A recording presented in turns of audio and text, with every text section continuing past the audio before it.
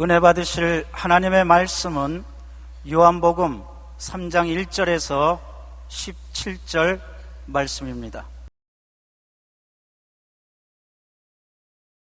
그런데 바리새인 중에 니고데모라 하는 사람이 있으니 유대인의 지도자라.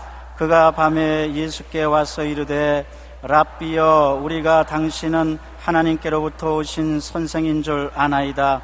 하나님이 함께 하시지 아니하시면 당신이 행하시는 이 표적을 아무도 할 수 없음이니이다.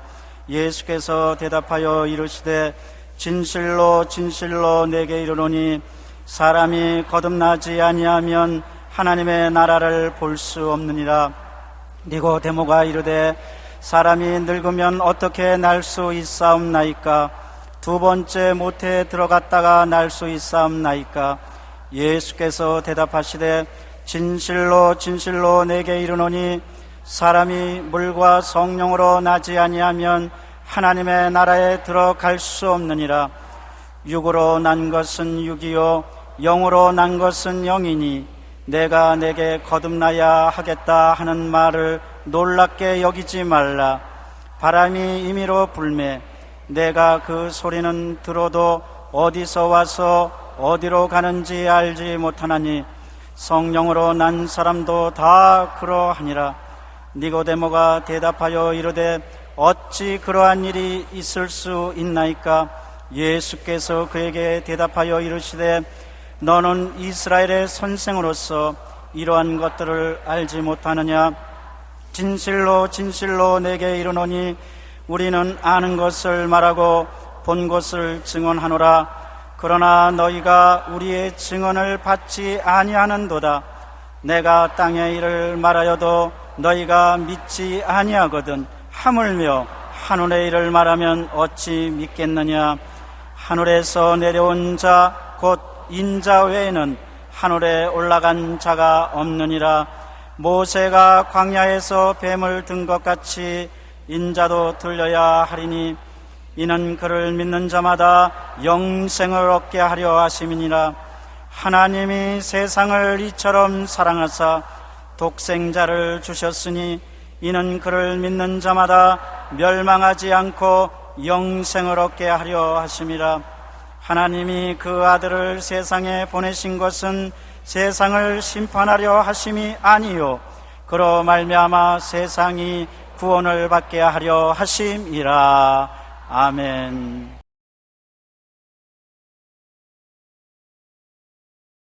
오늘 저는 여러분과 함께 니고데모의 고민이라는 제목으로 말씀을 나누고자 합니다. 한때 우리 성령 운동한다고 굉장히 핍박을 많이 받았습니다. 성령을 하고 받고 방언을 말한다고 2단이다 3단이다 하는 굉장한 핍박을 받은 것입니다. 성령을 받고 방언을 말하는 자는 마음속에 많은 고민과 갈등이 있었습니다. 왜냐하면 성령의 은혜를 이해하지 못하는 사람들이 핍박하기 때문에 괴롭고 우리가 받은 성령의 체험이 진실하고 참되고 참 은혜로운 것인데 이것을 이해하지 못하니까 마음에 갈등이 있었습니다. 니고데모는 이와 같이 똑같은 갈등을 가지고 있었습니다. 유대교의 최고 기관인 산헤드린 회의 정회원인데 유대인들은 예수님을 이단이라고 결론하고 자꾸 욕을 하는데 니고데모는 보니까 예수님이 비상한 분이고 이단이 아니라고 마음에 알고 있는데 전부 동료들이 예수님은 이단이고 죽어야 마땅하다고 하니까 거기에 대해서 마음에 갈등이 일어나는 것입니다. 그리고 니고데모는 아무리 생각해도 예수님은 보통 분이 아니라는 것을 마음에 알고 있는데 동료들은 그렇지 않다고 하니까 마음에 갈등이 생겼습니다. 첫째, 니고데모의 고민은 유대인 율법주의자들의 완고한 저항 때문인 것입니다. 예수님에 대한 엄청난 적개심을 가지고 있었습니다. 유대의 율법주의자들은 율법을 지켜야 구원을 받지 율법을 지키지 않고는 구원을 받지 못한다고 단정하고 있었는데 예수님은 율법으로 말미암아 구원을 받지 못한다고 말씀하셨습니다.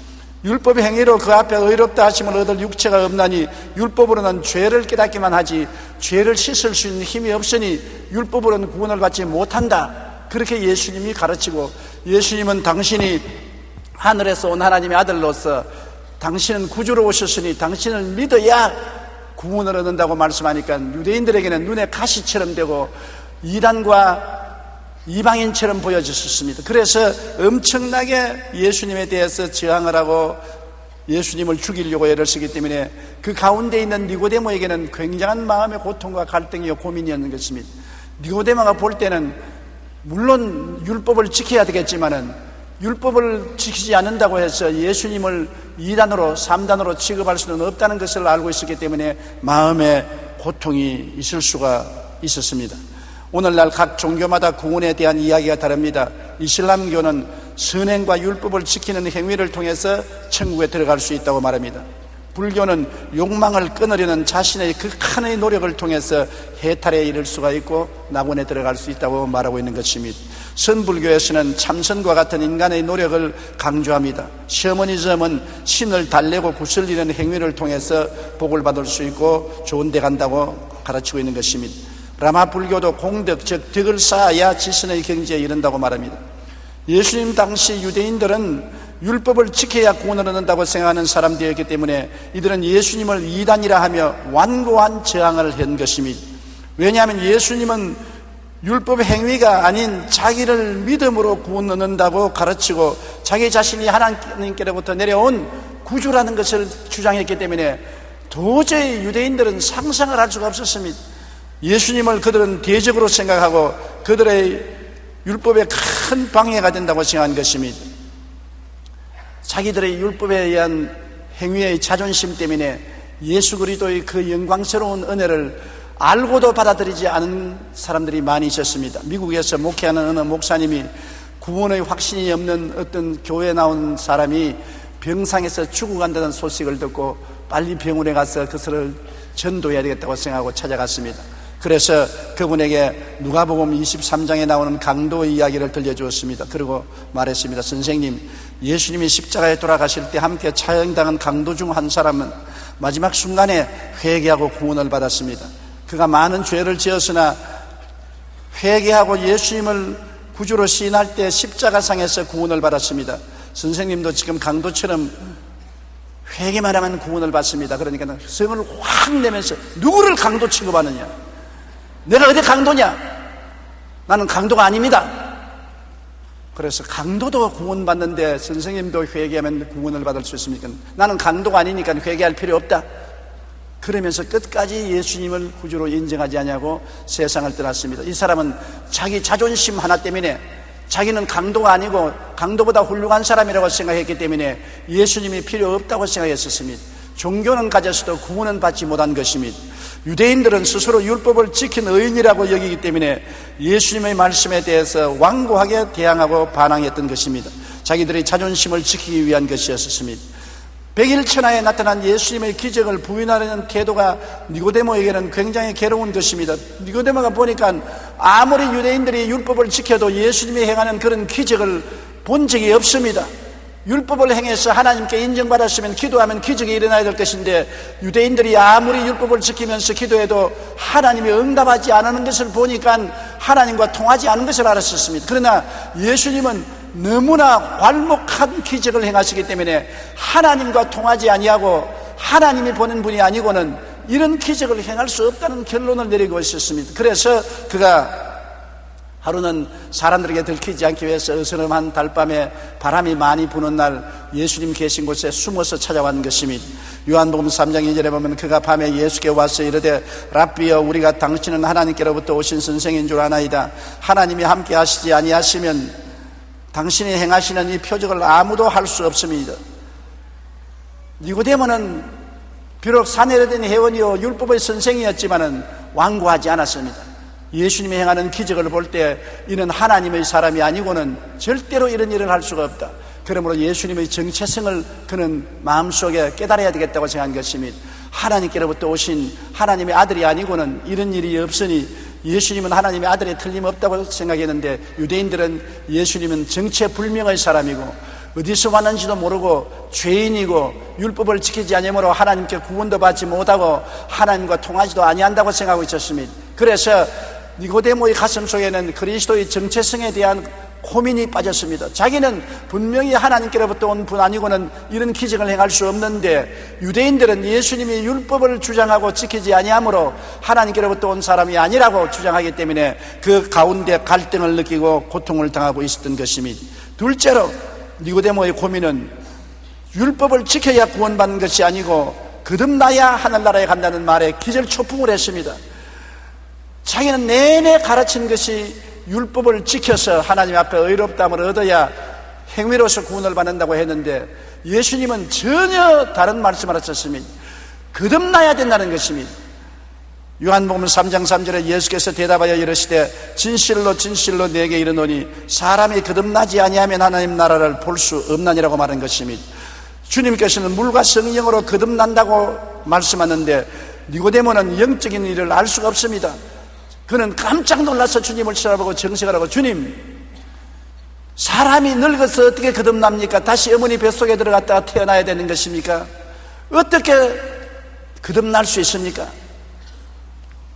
그는 영적인 사실을 이해할 수가 없었습니다. 그때 예수님께서는 니고데모에게 이르되 사람이 늙으면 어떻게 날 수 있사옵나이까? 두 번째 모태에 들어갔다가 날 수 있사옵나이까?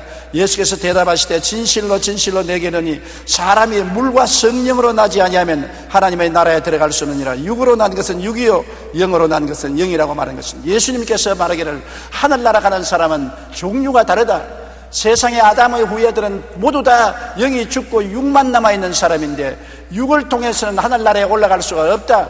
죽은 영이 도로 살아나서 새 사람이 되는 거듭나는 역사가 일어나지 아니하면 안 된다. 육으로 난 것은 육이요 성령으로 태어나야 영의 사람이 되고 하나님의 백성이 된다고 예수님이 가르친 것입니다.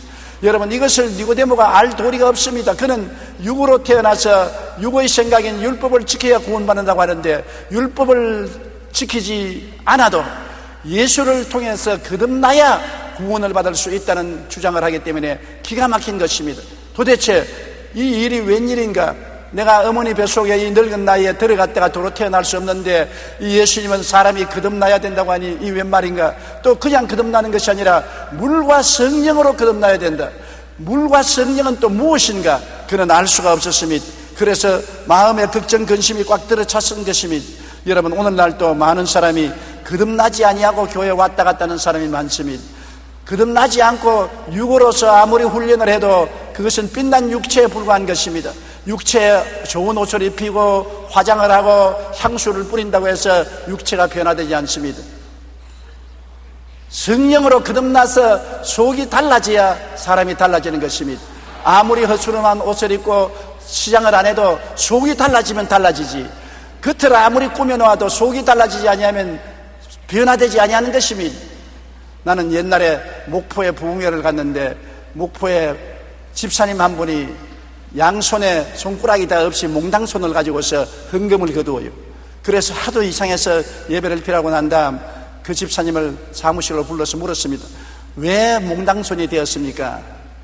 그러니까 그 사유를 설명하기를 하도 도박이 좋아서 자나깨나 도박 생각밖에 없어 부모가 유산으로 준 재산 다 도박으로 말아먹고 나중에는 집안에 있는 물건 다 갖다가 도박으로 말아먹었으니까 그 형제들이 잡아가지고서 도박을 못하기 위해서 작두에다가 손가락을 넣어서 작두로 밟아버렸었습니다.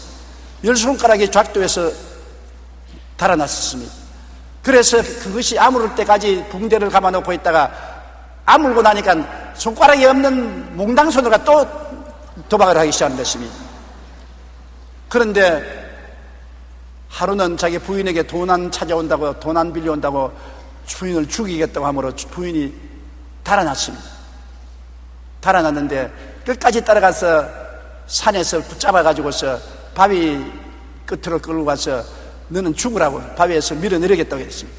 그러니까 부인이 마지막 내 기도 한번 하고 죽을 테니까 기도할 때까지 밀어내리지 말았다고 부탁을 했습니다. 그래, 기도해라. 기도하면 내가 너를 밀어 떨쳐버리겠다. 그 부인이 간절히 기도하는데, 하나님, 저는 지금 죽어도 천국에 가니까 여한이 없습니다만 이 사람은 도박을 하다가 이 도박에 미쳐서 살다가 영원 지옥불에 떨어질 것이니 너무나 불쌍하니 제가 죽더라도 이 영혼을 구원하여 주시옵시고 이분에게 행복을 달라고 기도하니까, 아무리 목숨 같은 인간도 죽는 부인이 자기를 위해서 흐느끼며 기도하는데 마음이 감동이 되어 내가 정말 미친 사람이고 못난 사람이구나. 그래서 부인이 기도하다가 들으니까 무슨 바삭 크더랍니다.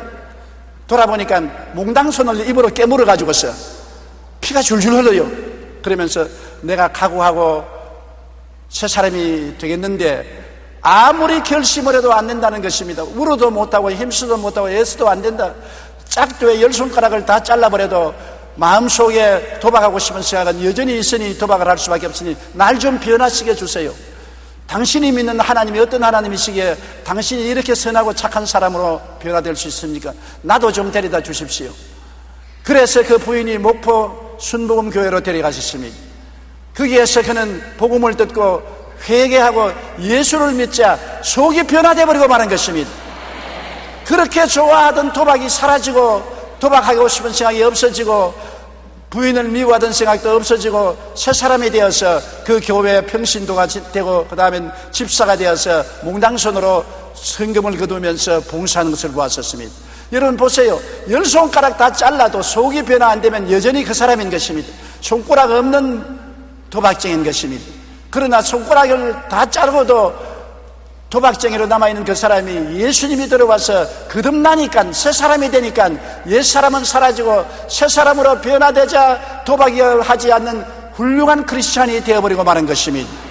이러므로 왔다 갔다 한다고 교인이 되는 것이 아니라 율법을 인간의 힘으로 아무리 지키려고 한다고 해서 지켜지는 것이 아니라 거듭나야 되는 것입니다. 속에 새 사람이 되어야 되는데 어떻게 새 사람이 될 수 있을까요? 영국의 유명한 부흥사였던 휘트필드는 청년 시절에 죄악 가운데 깊이 빠져 있었습니다. 죄에서부터 구원받기를 원했으나 어떻게 해야 할지를 몰랐습니다. 그래서 그는 죄악에 물든 모든 생활을 스스로 금지했습니다. 사치를 거부하고 누더기 옷을 입고 최소한 음식만 먹었습니다. 일주일에 2번은 금식했습니다. 그리고 가난한 사람들에게 돈을 주었으며 밤마다 기도로 지생을 했습니다. 그러나 아무리 이런 행동을 해도 마음에 평안이 오지 않았었습니다. 그런데 어느 날 존 웨슬리를 만났습니다.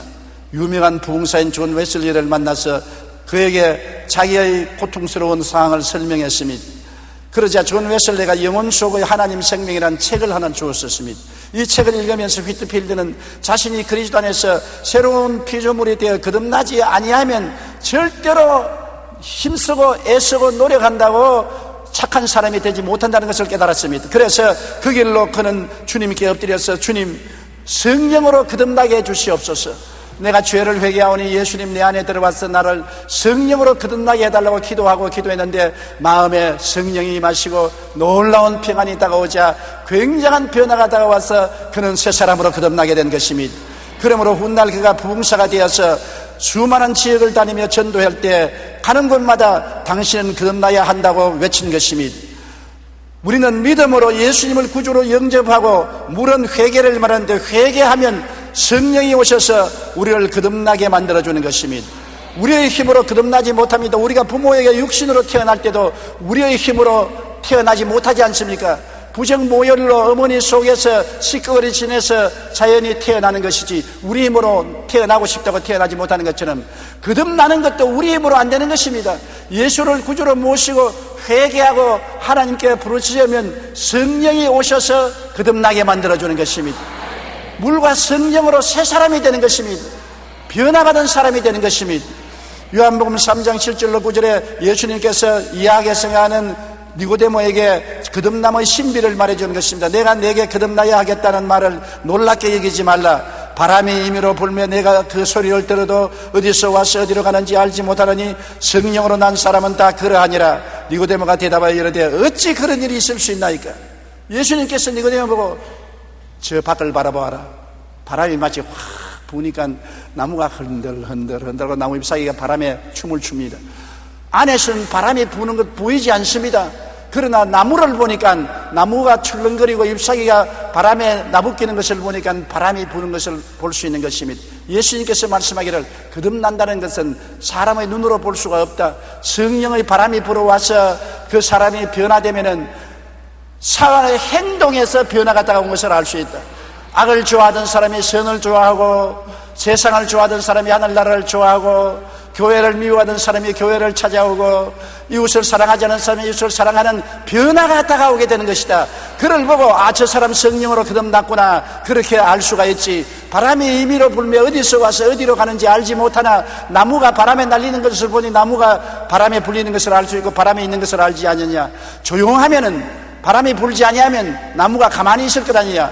바람이 불면 나무가 흔들리지 않느냐. 사람에게 아무 변화가 없으면 아무리 종교를 믿어도 성령의 역사했다는 증거가 없지 않느냐. 성령의 역사했다는 증거는 변화가 다가오는 것이다. 사람이 달라지는 것이다. 그래야 거듭났다고 할 수가 있다. 여러분, 예수님의 제자들이 예수님을 3년 반 동안 따라다녔지만 변화가 안 다가왔습니다. 그러나 오순절 날에 열흘 동안 기도하니까 하늘에서 강한 바람 같은 소리가 들렸었습니다. 성령은 바람과 같습니다.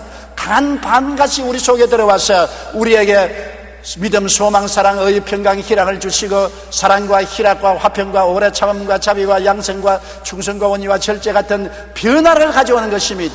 우리 예수 믿는 사람은 성령 안에서 변화받아야 되는 것입니다.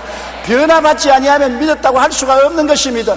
너무나 많은 성도들이 교회에 왔다 갔다 하면서 변화를 받지 못하기 때문에 예수님의 이름만 가지고 세상에서 세상을 따라 살고 육신의 정욕과 안목의 정욕과 이 세상의 자랑을 따라 삶으로 세상 사람들의 손가락 받고 예수쟁이라고 욕을 얻어먹고 기독교를 개독교라고 비평하게 만들어 놓는 것입니다. 그것은 우리 예수 믿는 사람들이 거듭나지 아니하고 변화되지 아니하고 기독교라는 이름만 가지고 왔다 갔다 하기 때문에 세상의 평론을 받는 것입니다. 여러분, 예수님을 믿고 성령께 의지하면 반드시 거듭나게 되는 것입니다. 어떻게 거듭나는지 그 방법은 모릅니다. 그것은 하나님의 신비에 속한 것입니다. 바람이 어디에서 와서 어디로 가는지 창문 안에서는 알 수가 없습니다. 나무가 흔들리는 걸 보고만 알 수 있는 것입니다. 우리가 변화하는 것을 보고 성령이 역사한 것을 알 수 있는 것입니다. 그러므로 여러분, 성령이 오셔서 여러분을 변화시켜 달라고 기도해야 되는 것입니다. 참으로 예수 그리스도를 구주로 모시고 회개하면 성령이 오셔서 여러분을 변화시켜 주시는 것입니다. 변화시키면 먼저 내가 알고 이웃이 알게 되는 것입니다. 어떠한 사람 말하기를 예수 믿고 중생에서 집에 돌아가면 제일 먼저 개가 한다고 말했었습니다. 예수 믿게 되면 개를 발로 차고 개를 욕을 하고 하는 사람이 예수 믿고 하면 개부터 벌써 쓰다듬어주고 사랑해 준다는 것입니다. 변화가 벌써 환경에서 다가오는 것을 말하고 있는 것입니다. 니고데모는 예수님이 하신 말씀을 알 수가 없었습니다. 그들은 율법을 지킨다고 애를 쓰면서 위선한 생활을 살았고 변화된 체험을 못했기 때문인 것입니다. 유명한 소설가였던 톨스토이는 나의 회심이란 글에서 이렇게 말했습니다. 5년 전 나는 정말 예수 그리스도를 나의 주님으로 받아들였다. 그러자 나의 전성애가 변했다. 이전에 욕망하던 것을 욕망하지 않게 되었고 오히려 이전에 구하지 않던 것을 걸구하게 되었다. 이전에 좋지 않게 보이던 것들이 이제는 중요한 것으로 보이고 대수롭지 않게 여기던 것들이 이제는 중요한 것이 되었다. 나는 소위 행운의 무지개를 쫓아 살았는데 그 허무함을 알게 되었다. 거짓으로 나를 꾸미는 것이나 여인들과의 타락한 생활이나 술 취해 기분 좋은 것이 더 이상 나를 행복하게 할 수 없었다고 말한 것입니다. 변화가 다가온 것입니다. 톨스토이는 그전에도 정교회에 나간 교인이었습니다. 교인이었으나 변화가 없는 것이니 가짜였습니다. 그러나 그가 이 글을 쓸 때 5년 전에 회개하고 예수님을 의지하고 성령님의 역사를 통해서 변화받아서 그가 거듭나게 됐다는 증거를 한 것입니다. 왔다 갔다 하는 것이 크리스찬이 아닙니다. 여러분 속에 성령으로 변화받아야 되는 것입니다. 예수님을 만나자 톨스토이는 새 인생을 출발하게 된 것입니다. 변화의 바람이 불어오게 된 것입니다. 여러분은 어떻습니까? 예수님 믿고 성령의 바람이 불어와서 변화받은 것을 체험했습니까? 그것을 체험하고 있습니까? 체험하지 못했으면 하나님이여 성령으로 거듭나서 내가 변화되게 하여 주시옵소서 기도해야 되는 것입니다.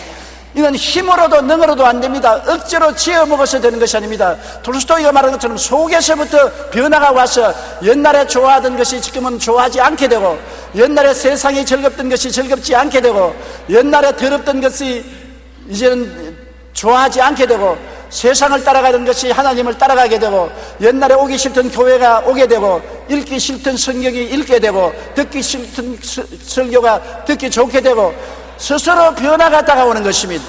자기도 깜짝 놀랍니다. 이런 성격이 내게 없었는데 내 속에 어떻게 이렇게 변화가 다가오느냐. 자기도 놀라는 그러한 생활을 체험하게 되는 것입니다. 이것이 우리 진실로 예수 믿는 것입니다. 사람이 물과 성령으로 거듭나지 아니하면 교회 왔다 갔다 하고 아무리 종교를 가져도 아무리 율법을 열심히 지켜도 육으로 난 것은 육이요 성령으로 난 것이 영이 될 수가 있는 것입니다. 토레이 박사는 성령 받기 전에는 모든 것이 남의 탓으로 보였으나 성령을 받으면 다 내 잘못으로 느껴졌다고 말한 것입니다. 성령 받기 전에는 육으로 살 때는 모든 것이 나라 탓이요, 이웃 탓이요, 남편 탓이요, 아내 탓이요, 부모 탓이었는데 성령을 받고 변화되니까 내가 깨어지고 내가 변화받으니까 모든 것이 나의 잘못이구나 스스로 회개하고 겸손하고 낮추어지게 되었다고 말한 것입니다. 셋째로 예수님께서는 니고데모에게 변화받을 수 있는 길을 보여준 것입니다.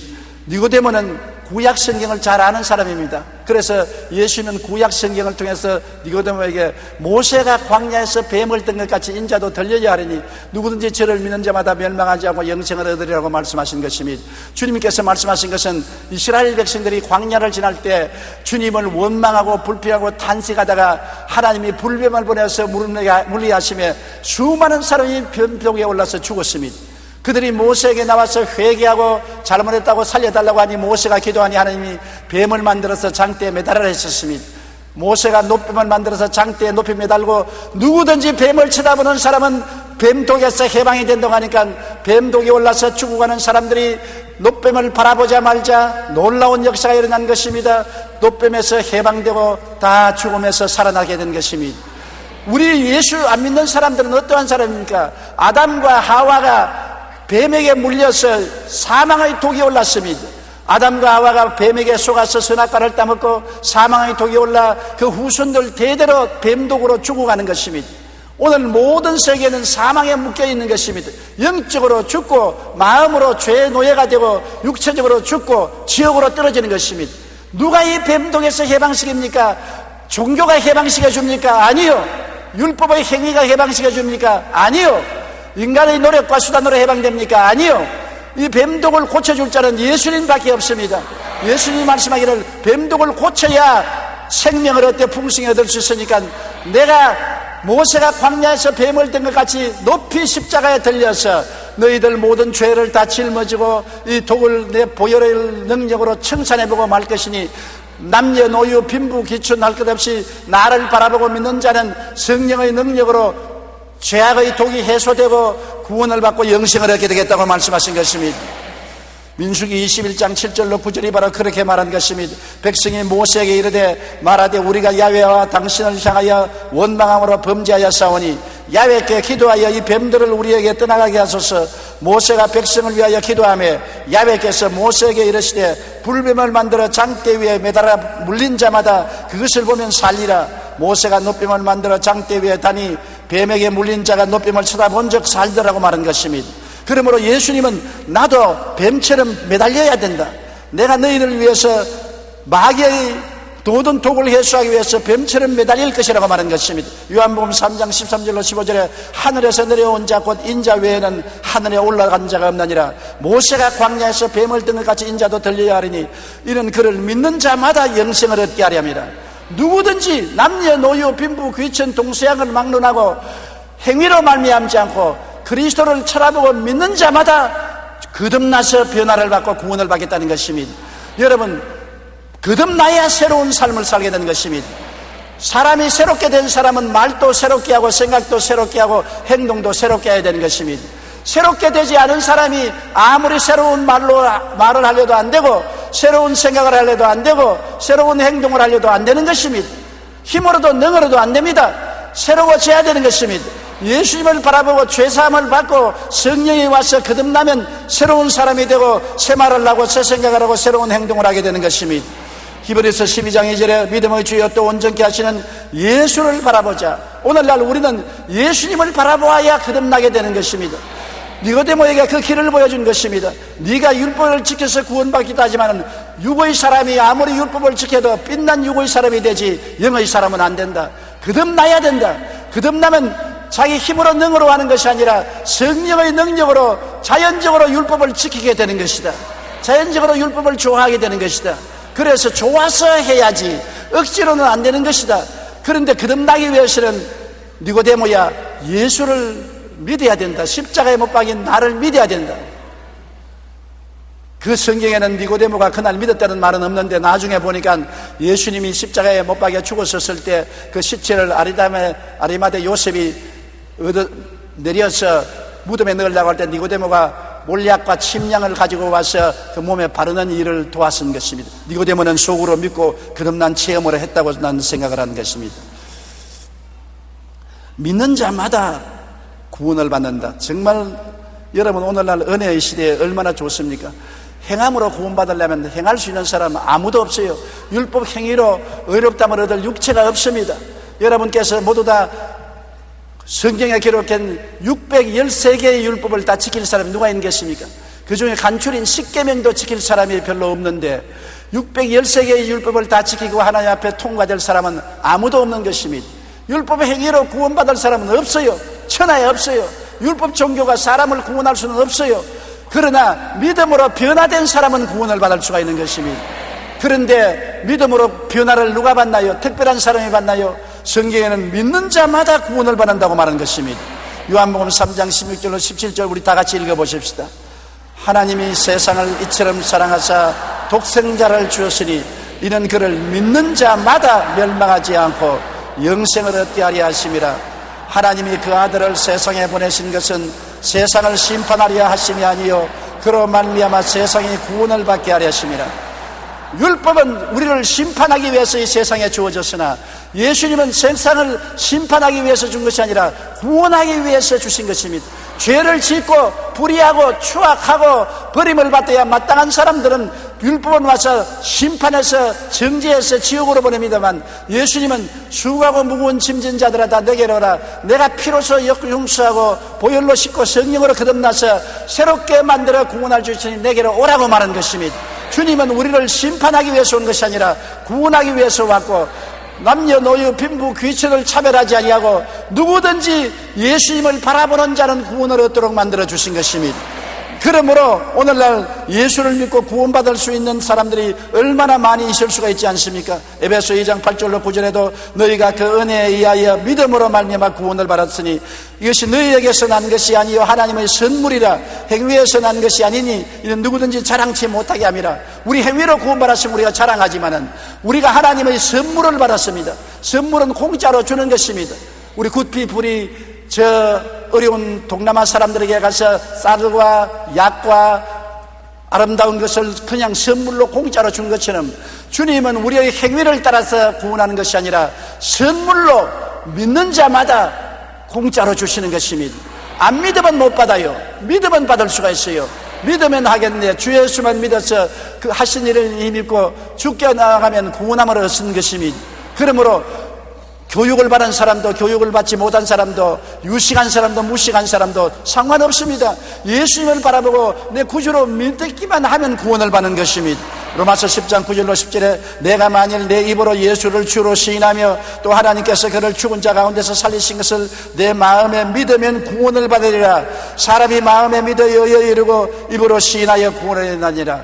예수님이 나의 구주된 것을 마음에 믿고 예수님은 나의 구주라고 내가 입술로 고백하면 구원을 받게 되는 것입니다. 성령이 당장 와서 거듭나게 만들어주고 변화받게 만들어주시는 것입니다. 그러므로 이 얼마나 놀라운 은혜와 축복이 아닐 수 있습니까? 찬송가 135장 갈보리산 위에는 조지 버나드 목사님이 작사 작곡한 곡입니다. 그는 광부의 아들로 태어나서 16살 때 아버지가 돌아가시고 슬픔과 고통을 오직 믿음으로 이겨냈습니다. 어느 날 조지 버나드 목사는 십자가에 대하여 집중하여 묵상했습니다. 처음에는 십자가가 너무 험하다, 바라보기도 괴롭다. 그 다음에는 고통받는 십자가를 떠올랐습니다. 예수님이 몸짓고 피 흘려 얼마나 고통을 당했는가.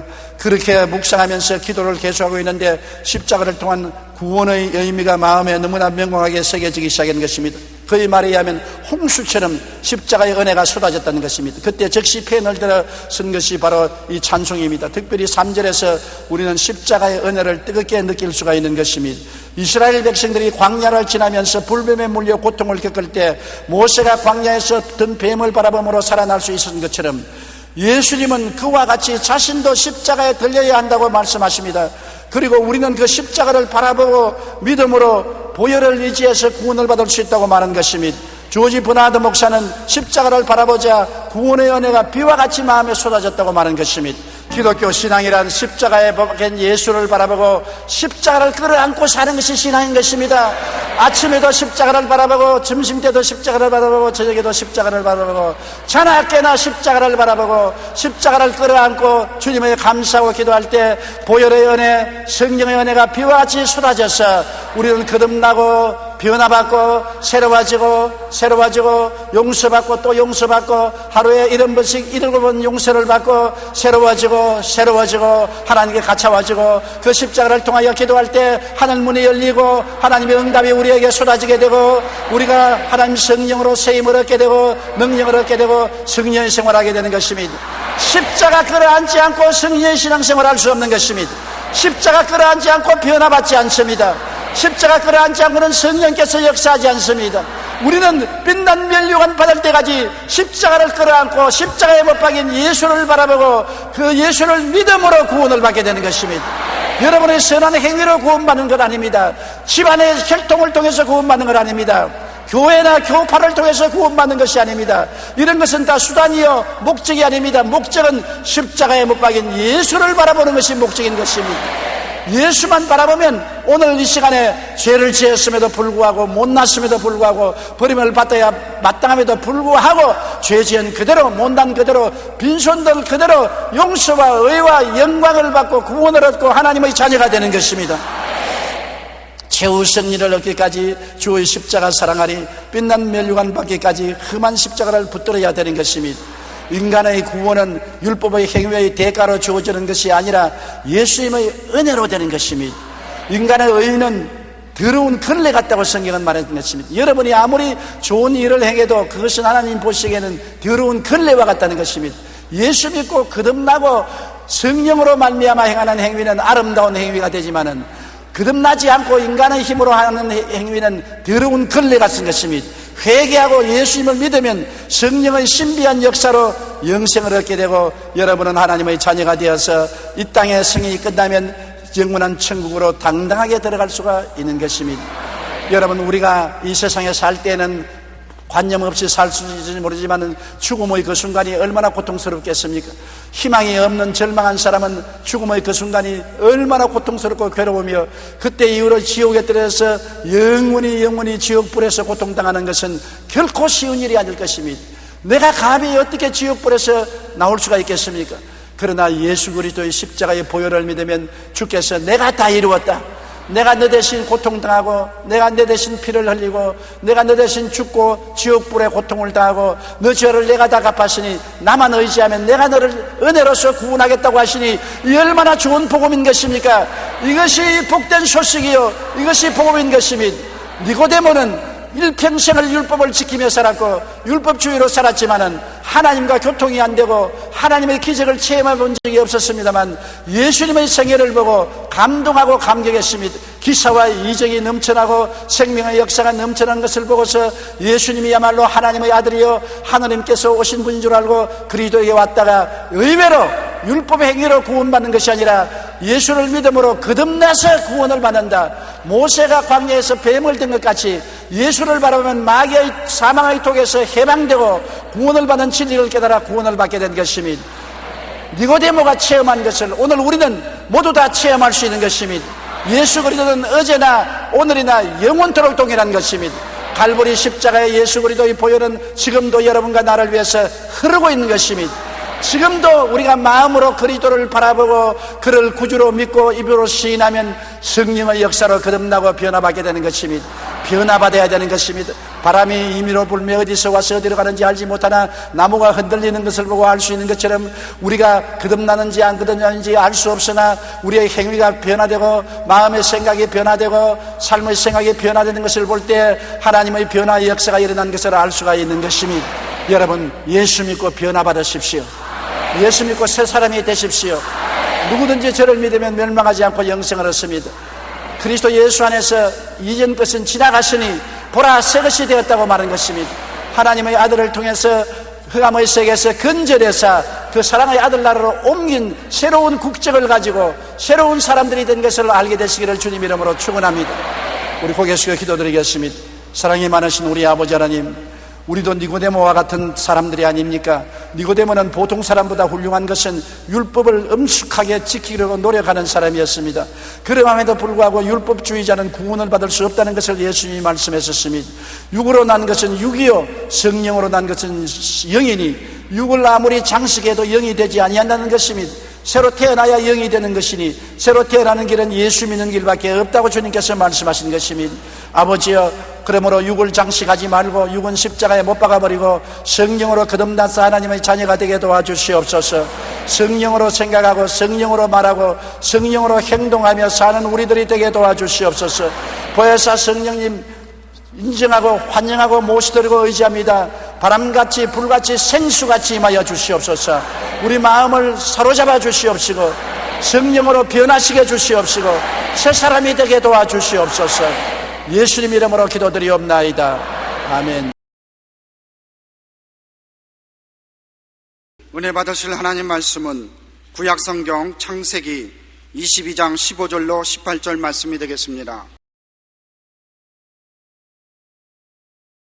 야훼 사자가 하늘에서부터 두 번째 아브람을 불러 가라사대 야훼께서 이르시기를 내가 나를 가리켜 맹세하노니 내가 이같이 행하여 내 아들 내 독자를 아끼지 아니하였은즉 내가 내게 큰 복을 주고 내 시로 크게 성하여 하늘의 별과 같고 바닷가의 모래와 같게 하리니 내 시가 그 대적의 문을 얻으리라. 또 내 시로 말미암아 천하 만민이 복을 얻으리니 이는 내가 나의 만을 준행하였음이니라 하셨다 하니라. 아멘.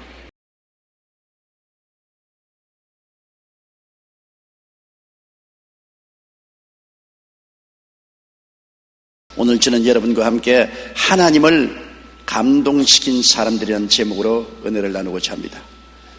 마음의 감동은 일을 성취하는 놀라운 동기가 되는 것입니다. 옛말에 고래도 칭찬하면 춤을 춘다고 했습니다. 고래도 칭찬해서 감동을 시켜주면 춤을 춰요. 장사하는 사람은 손님의 마음을 감동시켜야만 장사를 잘할 수 있습니다. 제가 한때 동경에 있는 어느 백화점에 물건을 사러 갔는데 아무리 찾아봐도 제가 원하는 물건이 없어요. 그러니까 그 상점 보는 아가씨가 이웃 백화점에 전화를 걸더니만 이웃 백화점에 그 물건이 있다고 하면서 나를 안내해서 길거리를 건너서 이웃 백화점까지 데리고 갑니다. 연신 제게 늘 고개를 숙이면서 미안합니다. 미안하기는 내가 미안해야 될 것인데 자기가 미안합니다. 수미마생. 그러면서 이웃 백화점에 가서 점포를 찾아서 저를 소개해주고 물건을 사게 해주고 잘 돌아가라고 인사하고 떠났습니다. 저는 굉장한 감동을 느꼈습니다. 그냥 갈 수가 없었어요. 되돌아갔습니다. 그 백화점에 가서 내가 필요 없는 물건을 샀습니다. 왜? 너무 그 친절에 감동을 했기 때문에 제가 물건을 살 수밖에 없었습니다. 여러분, 성경의 위대한 하나님의 사람들은 모두 하나님을 감동시킨 사람들인 것입니다. 하나님의 마음을 감동시키면 하나님께서 위대한 일을 하실 수밖에 없습니다. 하나님을 감동시킨 구약의 대표적인 인물 몇 사람을 보면 아브라함이 그 대표적인 인물 중에 한 사람인 것입니다. 아브라함은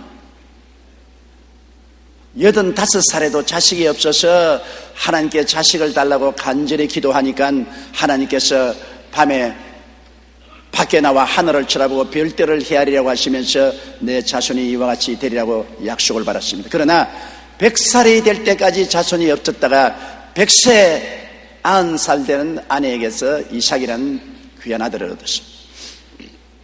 그리고 이삭이 이제는 10대가 되어서 정말 눈에 넣어도 아프지 않습니다. 너무나 아버지의 친구가 되고 아버지의 사랑을 받고 아버지를 사랑했습니다. 그런데 하루 하나님께로부터 청천벽력 같은 명령이 떨어졌습니다. 그 일 후에 하나님이 아브라함을 시험하시려고 그를 부르시되 아브라함 하시니 그가 가로되 내가 여기 있나이다. 야훼께서 가라사대 내 아들 내 사랑하는 독자 이삭을 데리고 모리아 땅으로 가서 내가 내게 지시하는 한 산 거기서 그를 번제로 드리라. 이 웬 말입니까?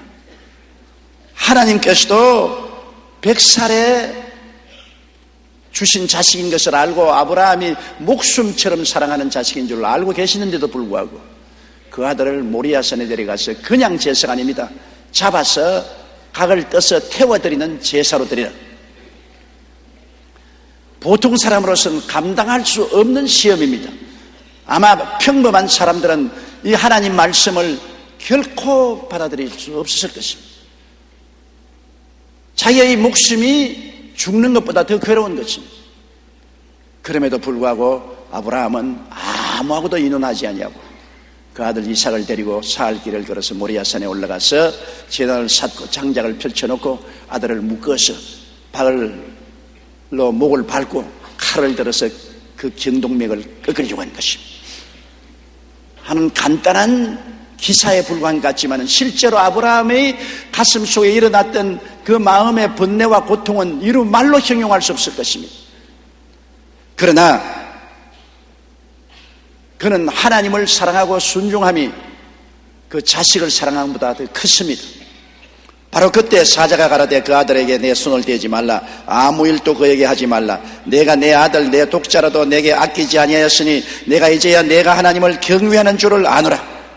하나님이 아브라함의 신앙과 경외에 크게 감동하셨습니다. 하나님을 감동시켰습니다. 하나님이 감동 안 할 수 없습니다. 그 외독자를 스승치 않고 하나님 뜻을 따라 사흘 길을 걸어가서 모리아산에 제물로 드리려고 하는 그 아브라함의 신앙에 어찌 하나님이 감동하지 않겠습니까? 그렇기 때문에 하나님이 아브라함에게 상급으로 거대한 축복을 약속한 것입니다. 야훼의 사자가 하늘에서부터 두 번째 아브라함을 불러 가라사대 야훼께서 이르시기를 내가 나를 가리켜 맹세하노니 내가 이같이 행하여 내 아들 내 독자를 아끼지 아니하였은즉 내가 내게 큰 복을 주고 내 씨로 크게 성하여 하늘의 별과 같고 바닷가의 모래 같게 하리니 내 씨가 그 대적의 문을 얻으리라. 또 내 씨로 말미암아 천하 만민이 복을 얻으리니 이는 내가 나의 말을 준행하였음이라 하셨다니라.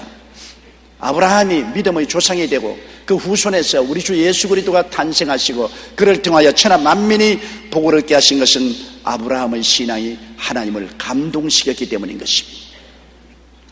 또 하나님을 감동시킨 한 사람은 모세입니다. 모세는 인간적인 생각으로 절대 불가능한 이스라엘 해방과 광야 여행을 감행했습니다. 430년 동안 종살이하던 이스라엘을 모아서 그들을 데리고 애굽을 떠나 광야를 지나 젖과 꿀이 흐르는 가나안 땅으로 향합니다. 하나님의 명령을 듣고서 그는 오직 믿음으로 가는 것입니다. 양식도 없습니다. 물도 없습니다. 그들을 지키려는 군대도 없습니다. 그럼에도 불구하고 300만 이스라엘을 이끌고 홍해에 나와서 그들은 모였습니다. 홍해의 창렬한 물이 앞을 가로막아도 모세는 하나님만 바라보고 환경을 보고 두려워하지 않았습니다. 뒤에서 애굽 군대가 습격에 와도 이스라엘 백성들은 혼비백산해도 모세는 두려워하지 않았습니다. 모세는 절대로 하나님을 믿었습니다. 그리고 홍해를 건너고 난 다음 광야에 들어와서도 생각해 보십시오. 그 책임이 얼마나 큽니까? 300만을 아침, 점심, 저녁을 먹여야 되고 물을 마셔야 되고 그들의 거할 곳을 마련해 줘야 되는데 어마어마한 어려운 일을 당해도 그는 인간적으로 준비한 것이 아무도 없습니다. 양식도 물도 준비한 것이 없고 약품도 준비한 것이 없습니다. 거할 곳을 예비한 것도 없습니다. 오직 하나님을 의뢰하고 살든지 죽든지 주님만 바라보고 이스라엘 백성을 이끌어 나갔다는 그 담대한 믿음에 하나님은 감동한 것입니다. 어마어마한 용기와 인내와 믿음이 필요한 것입니다. 그러나 모세는 죽기 아니면 살기로 하나님을 믿고서 뒤돌아보지 않았습니다. 그러므로 하나님이 모세를 굉장히 사랑하셨습니다. 한때 모세가 구수 여인을 취해서 아내로 삼으니까 그의 형 아론과 누님 미리암이 모세를 비난했습니다.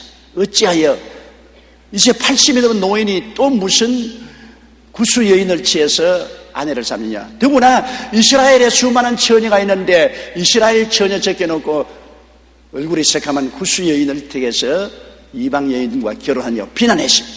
사실 비난받은 많은 일을 했습니다. 80이 되었으면 그만 혼자 살지 뭘 또 결혼을 합니까? 그것도 얼굴이 새카만 구수 여인을 취해서 아내를 삼았습니다.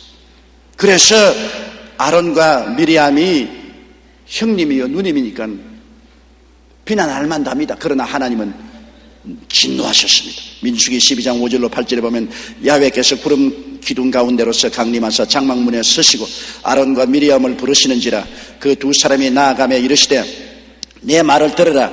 너희 중에 선지자가 있으면 나 야훼가 이상으로 나를 그에게 알리기도 하고 꿈으로 그에게 말하기도 하거니와 내 종 모세와는 그렇지 아니하니 그는 나의 온 집에 충성됨이라. 그와는 내가 대면하여 명백히 말하고 은밀한 말로 아니하며 그는 또 야훼의 형상을 보겠거늘 너희가 어찌하여 내 종 모세 비방하기를 두려워 아니하느냐. 모세가 잘못했어도 하나님의 종이요 하나님을 감동시켜서 하나님이 극히 충성된 사람으로 살아가는 사람이기 때문에 친형님과 친누나도 모세를 비난하는 것을 하나님이 기뻐하지 않았습니다. 그래서 하나님이 미리암을 치매 미리암이 문둥병 환자가 되어버리고 말한 것입니다. 나중에 모세가 하나님께 간구하며 미리암이 문둥병에서 노인함 받았지만 이만치 모세는 하나님께 충성하고 하나님을 깊이 감동시킨 사람으로서 하나님은 모세와 함께 하신 것입니다. 그 다음 또 우리가 성경 구약에 보면 하나님을 감동시킨 것은 하나님의 영광을 위하여 질투한 다윗입니다. 다윗이 불과 17살 되는 소년인데 사울왕이 블레셋 군대와 대적하여 싸우는데 형 두 사람이 전투에 나간지라 아버지가 형들을 위문하고 오라고 음식을 당나귀에 싣고 갔다 오라 했습니다.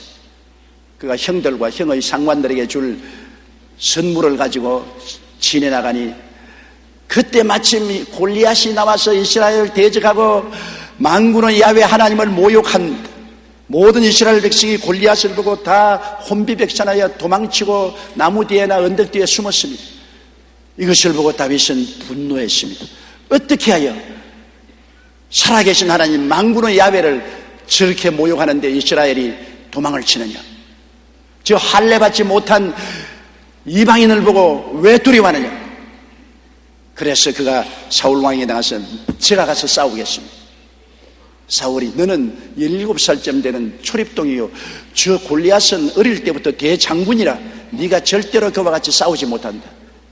골리앗의 키는 2m 90cm였습니다.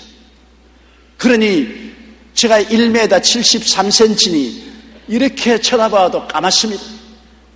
거기에다가 골리앗이 무장을 했는데 그 무장한 무게가 57kg이나 되었습니다. 쌀 한 가문이 되는 투구와 갑옷을 입고 있습니다. 도저히 그와 대항해서 싸울 수가 없습니다. 그럼에도 불구하고 다윗은 말하기를 어찌 할례받지 못한 이방인이 만군의 야훼 하나님의 군대를 모욕합니까? 나는 그냥 볼 수가 없습니다. 내가 우리 아버지 양을 칠 때 사자나 곰이 와서 양을 물고 가면 빼앗고 달라들면 그 수염을 잡아 쳐서 죽였는데 사자와 곰도 내가 죽였는데 저 이방인을 내버려 둘 수 없습니다. 내가 가서 칠 터이고 사자와 곰처럼 내 손에 죽을 것이다. 그래서 다윗은 하나님을 향한 불같은 질투심을 가졌습니다. 하나님의 이름을 욕되게 하는 그 거대한 장군 골리앗을 그냥 보고 둘 수가 없어요. 그래서 그는 물맷돌 5개를 가지고서 목자의 제구 그대로 입고 나아갔습니다. 사무엘상 17장 45절로 47절에 다윗이 블레셋 사람에게 이르되 너는 칼과 창과 단창으로 내게 오거니와 나는 만군의 야훼의 이름은 곧 내가 모욕하는 이스라엘 군대의 하나님의 이름으로 내게 가노라. 오늘 야훼께서 너를 내 손에 붙이시리니 내가 너를 쳐서 내 머리를 베고 블레셋 군대의 시체로 오늘날 공중의 새와 땅의 들짐승에게 주어 온 땅으로 이스라엘의 하나님 계신 줄을 알게 하겠고 또 야훼의 구원하심이 칼과 창에 있지 아니함을 이 무리로 알게 하리라. 전쟁은 야훼께서 한 것인즉 그가 너희를 우리 손에 붙이시리라.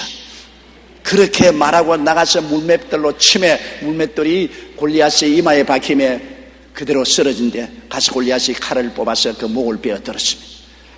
다윗은 인간의 힘으로 도저히 골리앗을 칠 수가 없습니다. 그러나 하나님을 모욕한 것에 대한 분개심을 가지고 하나님의 영광에 대한 질투심으로 그는 나갔습니다. 하나님은 다윗을 정말로 사랑하고 다윗에 대해서 감동을 느꼈습니다.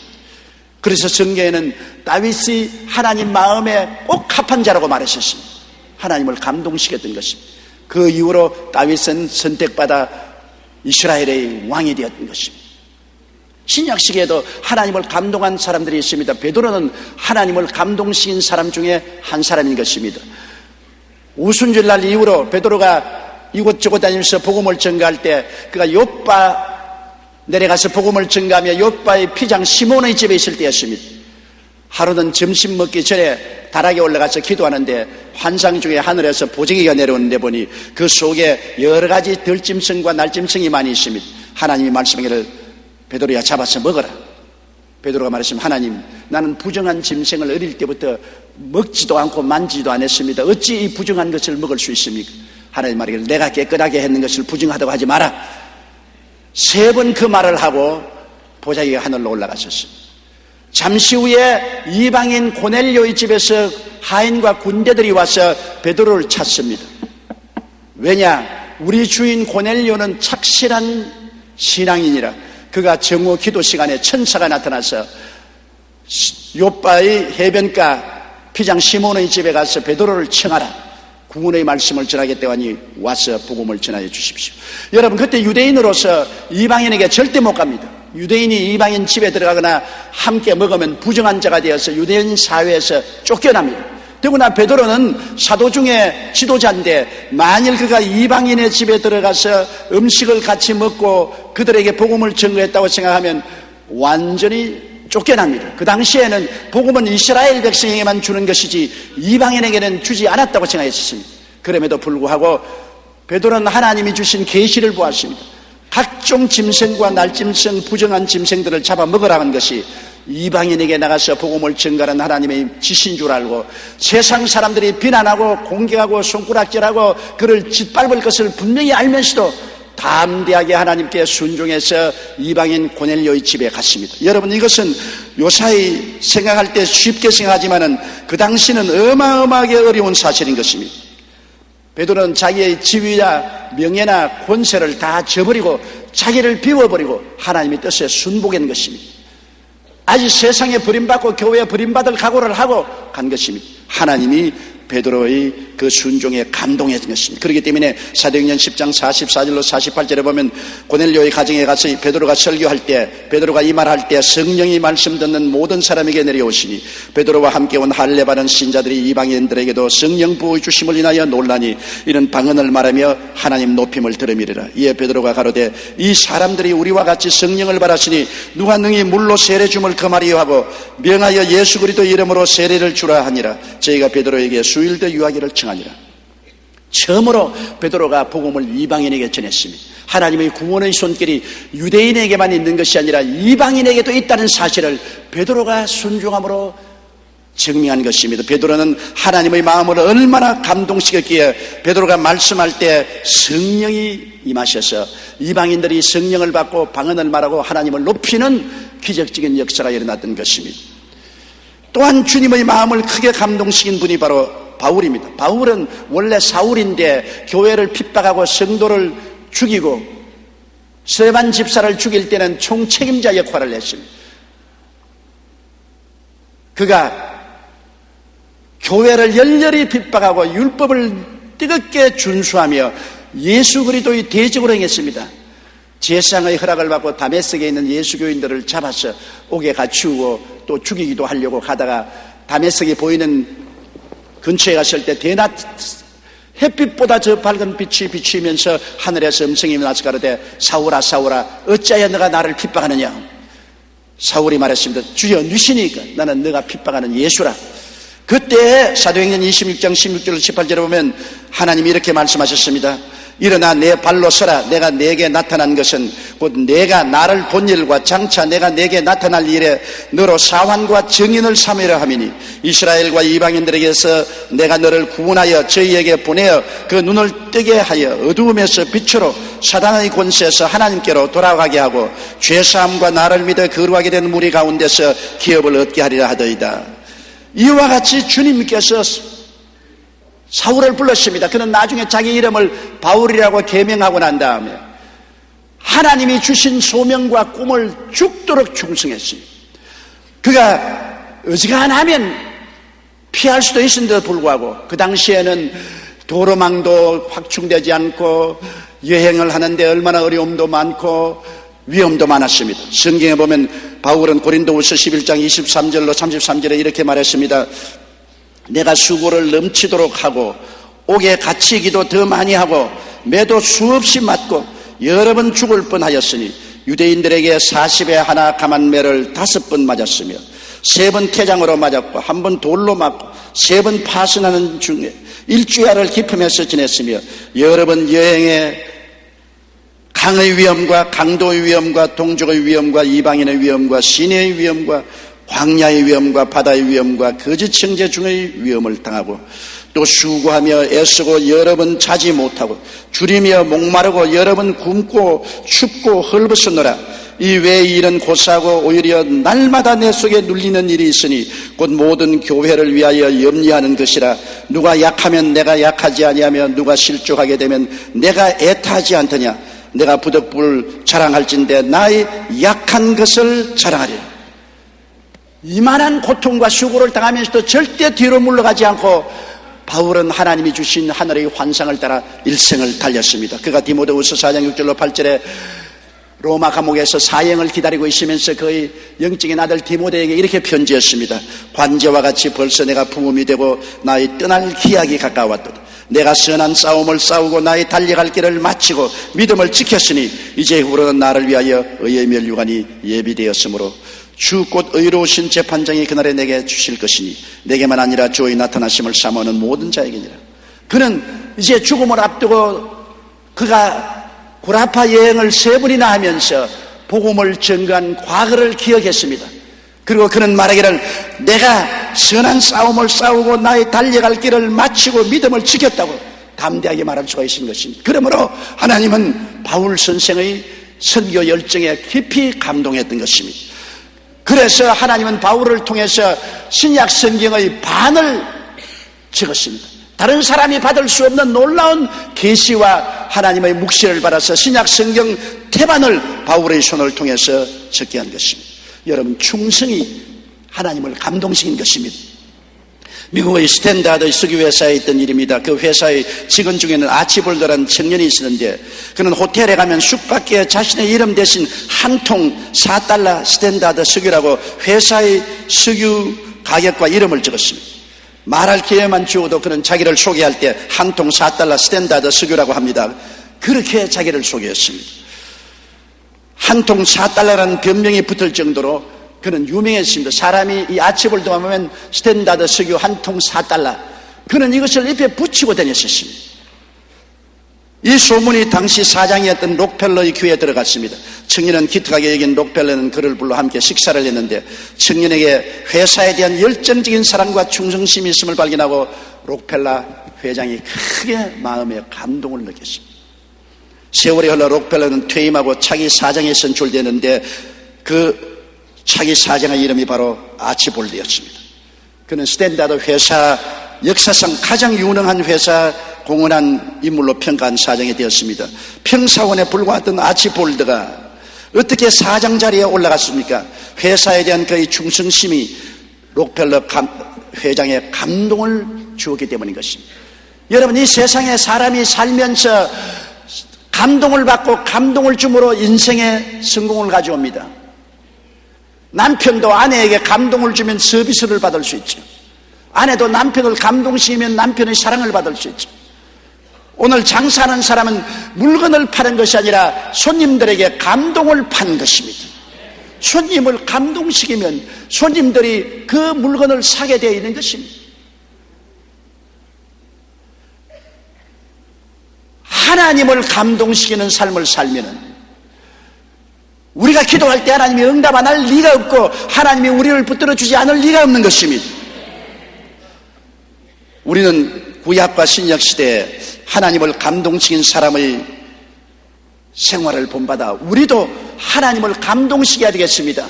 어떻게 하면 하나님을 감동시킬까요? 첫째로 꿈이 있어야 하나님을 감동시킬 수가 있는 것입니다. 꿈이 없는 백성은 망한다고 했습니다. 꿈이 없는 청년은 될 대로 되라고 허랑방탕하지 않습니까? 꿈이 없는 가정은 사분오열되지 않습니까?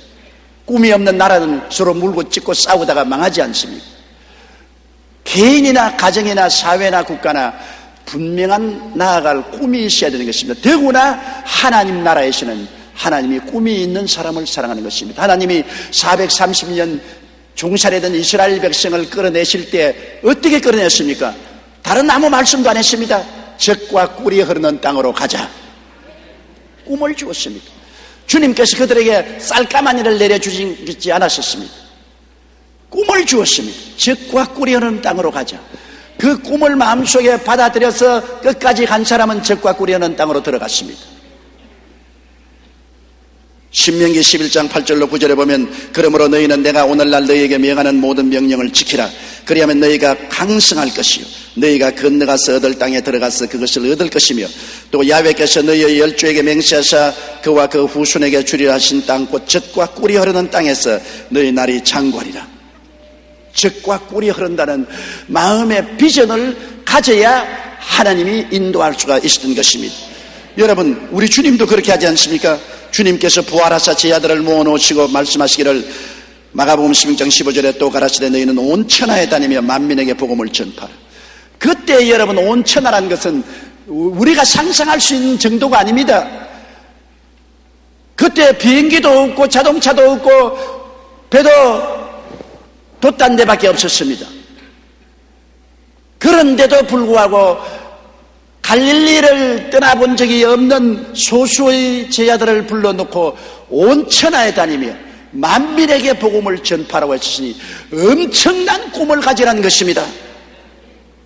제자들이 아마 인간적으로 들었을 때 도저히 불가능한 말을 한다고 생각했을 것입니다. 그들은 유대 땅을 떠나본 적도 없고 그렇게 여행하면 돈도 없고 지식도 없고 경험도 없습니다. 그럼에도 불구하고 주님은 온 천하 만국이란 꿈을 제시해 놓은 것입니다. 사도행전 1장 8절에도 오직 성령이 너희에게 임하시면 너희가 권능을 받고 예루살렘과 온 유대와 사마리아와 땅끝까지 이르러 내 증인이 되라고 말한 것입니다. 주님이 주신 명령은 땅끝까지 나가는 꿈과 환상인 것입니다. 제자들과 성령 받은 사람에게 주님은 입을 넓게 열되 온 천하 만민에 나가서 복음을 전가하고 땅끝까지 가는 꿈을 가지라는 것입니다. 그러므로 꿈이 없으면 주님을 감동시키지 못합니다. 꿈이야 그 훌륭하고 위대한 사람들이 가지는 것이지 우리같이 평범한 사람이 무슨 꿈을 가지느냐 그렇게 말할 수도 있습니다. 근대 선교의 아버지라 불리는 윌리엄 캐리는 원래 구두 수선공이었습니다. 그런데 그가 복음을 듣고 성령으로 거듭났을 때 그의 안에 위대한 비전이 생겼습니다. 그는 자신이 일하는 구두 가게 안에 세계 지도를 걸어놓고 이렇게 적어놓았습니다. 큰 비전을 갖자, 큰 기도를 하자, 큰 기대를 걸자. 이 세 가지 표를 걸어놓고 지도를 바라보고 매일 기도했습니다. 보통 우리는 구두 수성공의 성공은 구두 가게의 주인이 되는 것이라고 생각하지만 캐리는 달랐습니다. 그는 온 천하에 복음을 전하는 위대한 비전을 품었던 것입니다. 당시 외국에 선교사로 나간다는 것은 아무도 생각지 못했습니다. 그러나 윌리엄 캐리는 선교사로 나가기로 지원했습니다. 후원자도 없었고 심지어 아내까지도 말렸지만 그는 복음을 전해야 한다는 일념으로 인도 땅에 뛰어든 것이 선교의 시작인 것입니다. 그의 불타는 비전은 하나님까지 감동시켰습니다. 결국 그는 하나님께 복을 받아 인도의 위대한 부흥을 일으켰을 뿐 아니라 수많은 선교사를 일으켜서 선교의 새로운 획을 그었던 것입니다. 교육도 없고 사회적인 지위도 없고 명망도 없는 평범한 구두수선공이 런던의 한 구석에 앉아서 구두수선을 하면서도 그 마음속에 인도를 복음화할 꿈을 가진 것입니다. 그리고 그 꿈이 이루어진 것입니다. 여러분, 오늘날 우리 마음속에 꿈을 품고 있으면 꿈이 우리를 이끌어가는 것입니다. 여러분이 꿈을 만들어가는 것이 아니라 꿈이 여러분을 이끌어갑니다. 나는 아무 힘도 없다, 돈도 없다, 능력도 없다고 불평하지 마십시오. 여러분 모두 다 꿈은 바라볼 수 있는 것입니다. 아브라함이 동서남북의 가나안 땅을 바라본 것처럼 아브라함이 하늘의 별들을 바라본 것처럼 꿈을 바라보고 품고 있으면 꿈이 여러분을 이끌어가는 것입니다. 꿈이 여러분을 지도해 주시는 것입니다. 하나님은 꿈이 있는 사람을 사랑하고 꿈이 하나님의 마음을 감동시키는 것입니다. 둘째로 담대한 믿음과 순종이 하나님의 마음을 감동시키는 것입니다. 여러분, 담대히 믿고 순종하지 아니하면 하나님이 버리는 것입니다. 이스라엘 백성 보십시오. 히브리서 3장 18절로 19절에 또 하나님이 누구에게 맹세하사 그의 안식에 들어오지 못하리라 하시느뇨 그 순종치 아니하는 자에게가 아니냐 이러보건대 저희가 믿지 아니함으로 능히 들어가지 못한 것이라. 애굽에서 나와서 40년 광야를 방황한 이스라엘 백성들, 그 초대 이스라엘 백성들은 가나안에 들어가지 못했습니다. 왜냐하면 두려워하고 순종하지 않았기 때문인 것입니다. 담대한 믿음과 순종이 있어야 하나님을 감동시킵니다. 히브리 10장 35절로 38절에 그러므로 너희 담대함을 버리지 말라 이것이 큰 상을 얻느니라. 너희에게 인내가 필요하면 너희가 하나님의 뜻을 행한 후에 약속을 받기 위함이라. 잠시 잠깐 오면 오시리가 오시리니 지체치 아니하시리라. 오직 나의 의는 믿음으로 말미암아 살리라. 또한 뒤로 물러가면 내 마음이 저를 기뻐하지 아니하리라 하시느니라. 물러가는 사람 기뻐하지 않습니다. 주의 의인은 믿음으로 말미암아 살라고 말하셨습니다. 믿고 순종하고 믿어야 주님의 마음을 감동시킬 수가 있는 것입니다. 영국의 위대한 설교였던 스펄전 목사님이 하루는 자신이 돌보는 고아들을 위해 한 도시에서 300파운드의 금화를 모금했습니다. 그리고 감사해서 기도를 하는데 갑자기 기도 중에 하나님 성령이 말씀하기를 그 돈을 조지 뮬러 목사에게 갖다 주어라 그렇게 말씀했습니다. 스펄전은 자신이 돌보는 고아들에게 급하게 필요한 돈인데도 불구하고 마음속에 성령이 조지 뮬러 목사에게 그 돈을 갖다 주라고 말씀했습니다. 굉장한 믿음의 결단이 필요했습니다. 내가 지금 그 돈이 필요한데 겨우 그 돈을 모았는데 어떻게 갖다 주느냐. 그러나 그는 담대하게 믿음으로 결정을 내리고 뮬러 목사님을 찾아갔습니다. 뮬러 목사님을 찾아가니 마치 기도실에서 뮬러 목사님이 나왔습니다. 스펄전 목사님이 300파운드를 내밀며 하나님께서 내가 모금한 300파운드를 목사님께 드리라고 하셔서 이렇게 가져왔습니다 하고 내놓으니까 스펄전 목사님의 손을 잡고 뮬러 목사님이 눈물을 흘리면서 이렇게 말했습니다. 나는 지금 우리 아이들에게 긴급하게 필요하니 300파운드를 보내달라고 하나님께 간절히 기도하고 나오는 길입니다. 하나님께서 조지 뮬러 목사님의 기도를 들으시고 스펄전 목사님이 모은 돈 300파운드를 주라고 할 때 그는 담대한 믿음으로 순종해서 자기가 필요함에도 불구하고 그 돈을 내놓았었어요.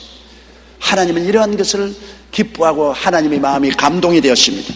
스펄전 목사님은 뮬러 목사님과 함께 하나님께 감사를 드리고 자기 사무실로 돌아왔습니다. 그런데 그 책상 위에 웬 봉투가 하나 놓여져 있었습니다. 여러분이 315파운드의 헌금이 들어있습니다. 스펄전 목사님은 감격했습니다. 그 자리에 무릎을 꿇고 기도하기를 주여 300파운드 주라고 해서 제가 조지 뮬러 목사님에게 주었는데 이자까지 보태가지고서 315파운드를 보낼 줄은 정말 몰랐습니다. 주님 감사합니다. 하나님도 감동하고 조지 뮬러 목사님도 감동하고 스펄전 목사님도 감동했습니다. 담대한 믿음과 순종은 큰 감동을 하나님께 가져오는 것입니다. 셋째로 희생적인 하나님 사랑이 하나님을 감동시키는 것입니다. 우리 자신을 희생해서 하나님께 헌신하고 하나님을 사랑할 때 하나님이 감동하는 것입니다. 우리의 삶에 하나님 제1주의로 나가는 거 말입니다. 내가 만사를 제껴놓고라도 주일날 교회에 나온다. 하나님을 감동시키는 것입니다. 내가 꼭 필요한데도 불구하고 11조와 헌금을 주님께 드린다. 하나님을 감동하는 것입니다. 위대하고 큰 일을 안 해도 지극히 적은 일에도 먼저 하나님을 대접할 때 하나님이 감동하는 것입니다. 먼저 그의 나라와 그의 일을 구하라. 그리하면 이 모든 것을 너에게 또하시라. 적은 것이 하나님을 감동시켜서 큰 은혜를 받게 만들어주는 것입니다. 마태복음 22장 37절에 예수께서 가라사대 내 마음을 다하고 목숨을 다하고 뜻을 다하여 주 너희 하나님을 사랑하라고 말했습니다. 요한복음 14장 23절에 예수께서 대답하여 가라사대 사람이 나를 사랑하면 내 말을 지키리니 내 아버지께서 저를 사랑하실 것이요 우리가 저에게 와서 그 저를 저와 함께 하리라. 시편 91편 14절에 저가 나를 사랑한즉 내가 저를 건지리라. 저가 내 이름을 안즉 내가 저를 높이리라고 말씀한 것입니다. 여러분, 우리가 성경에 보면은 예수 그리스도를 크게 감동시킨 사건이 있습니다. 예수님이 십자가에 못 박히기 전에 베다니의 문동이 시몬의 집에 있을 때였습니다. 그런데 마리아가 옥합을 가지고 와서 옥합을 깨뜨려서 그 기름을 예수 그리스도의 머리에 바르고 발에 붓고 자기 머리털을 풀어서 예수님의 발을 닦았습니다.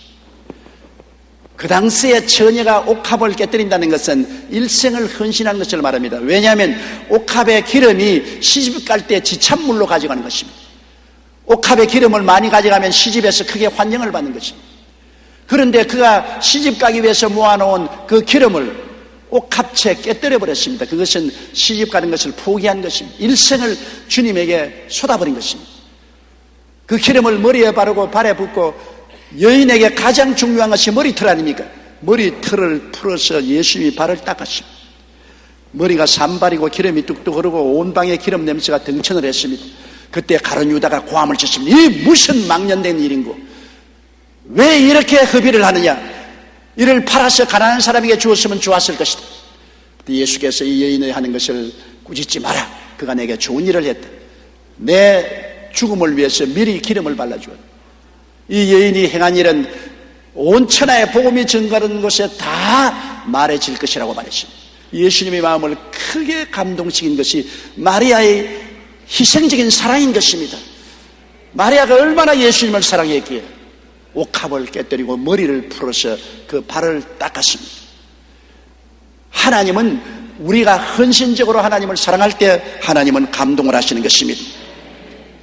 오래전 영국의 한 시골 교회에서 아프리카 선교와 의료 사업을 위해 헌금을 하고 있었습니다.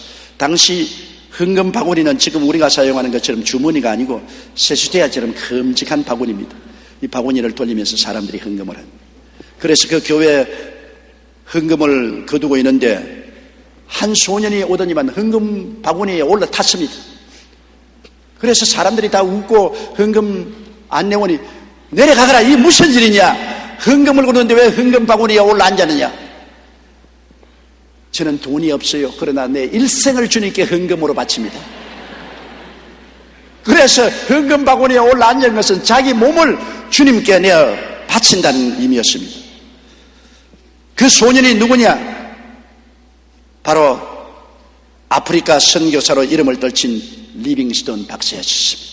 그는 그 일생을 바쳐서 아프리카를 위해서 희생하고 복음을 전가한 사람이 된 것입니다. 하나님께서는 이 리빙스톤의 헌신에 감동을 했던 것입니다. 여러분, 에릭 레델이라는 영화를 본 적이 있죠? 유명한 영화입니다. 영국의 육상선수였던 에릭 레델은 독실한 기독교 신자였습니다. 1924년 프랑스 파리 올림픽에 참가했는데 참가 당시 그는 100m 세계 신기록 보유자였습니다. 그러나 레델은 100m 경주가 주일에 열린다는 말을 듣고 단호하게 거부했습니다. 영국의 올림픽 대표 선수인데도 불구하고 나는 주일날은 주님을 섬겨야지 주일날 올림픽에 나가서 100m 경주 못한다. 온 영국 신문이 다 떨어지고 욕을 하고 광신자 미친 자라고 했습니다. 그래서 영국 올림픽 초원에서 그는 온갖 수치와 모욕을 따당했습니다. 그래도 그는 단호했습니다. 나는 주일날은 경기 못한다. 하나님을 섬기는 날 나는 뛰지 못한다. 타협하지 않았습니다. 그런데 주일날이 지나고 난 다음에 그가 뛸 수 있는 유일한 기회는 400m 경주입니다. 100m를 뛰었지 400m를 뛰어본 적이 없습니다. 그러나 에릭 레델은 기도하고 400m에 출전해서 뛰었는데 처음으로 400m 경주에 나간 그날 47.6초라는 세계 신기록을 세우고 금메달을 목에 걸었습니다. 하나님이 감동했던 것입니다. 평소에 400m를 못 뛰는 그가 하나님이 질풍처럼 뛰게 만들어 주신 것입니다. 그뿐 아니라 그 후에 그는 영국 선교사로서 중국에 나가서 평생을 복음 증거에 바쳤습니다. 그의 생애가 얼마나 전설적이었기 때문에 영화로 제작되어서 온 세계 사람이 그 영화를 보고 감동했습니다. 말은 쉽지만은 실제 그렇지 않습니다. 영국의 올림픽 대표 선수로서 모두 다 그가 100m를 뛰어 금메달을 목에 달 것을 기대하고 있는데 주일날이라서는 안 뜁니다고 단호하게 거부한 그 용기와 그 희생은 말로 다를 수 없습니다. 하나님이 짜릿하게 감동을 느끼신 것입니다. 그래서 평생에 안 뛰어본 400m를 질풍같이 달려 신기록을 세우고 금메달을 목에 달게 만들어 주신 것입니다. 여러분, 인간도 상대를 폭력으로 굴복시키려 하면 결국으로 실패합니다. 상대를 감동시켜야만 인간이 따라오게 되는 것입니다. 하물며 하나님 앞에서 떼쓰고 고집 부린다고 하나님이 들어주지 않습니다. 우리는 먼저 하나님을 감동시키는 삶의 조건을 구비하고 하나님께 나아가야만 합니다. 사람도 감동을 시켜야죠. 어떤 가정의 남편이 너무너무 고집을 부리고 부인 말을 안 들어주거든. 부인이 무슨 말을 해도 고집을 부리고 그 말을 안 들어줍니다. 그런데 부인이 작전을 바꾸었습니다. 어떻게 바꿔놨냐? 돼지 사육자로부터 이야기를 들었습니다. 돼지를 붙잡으려고 할 때 뭉둥이로 때리면 자꾸 달아나요. 그런데 긴 꼬챙이로 돼지를 살살살 걸러붙이면 돼지가 그만 들어 누워버려요.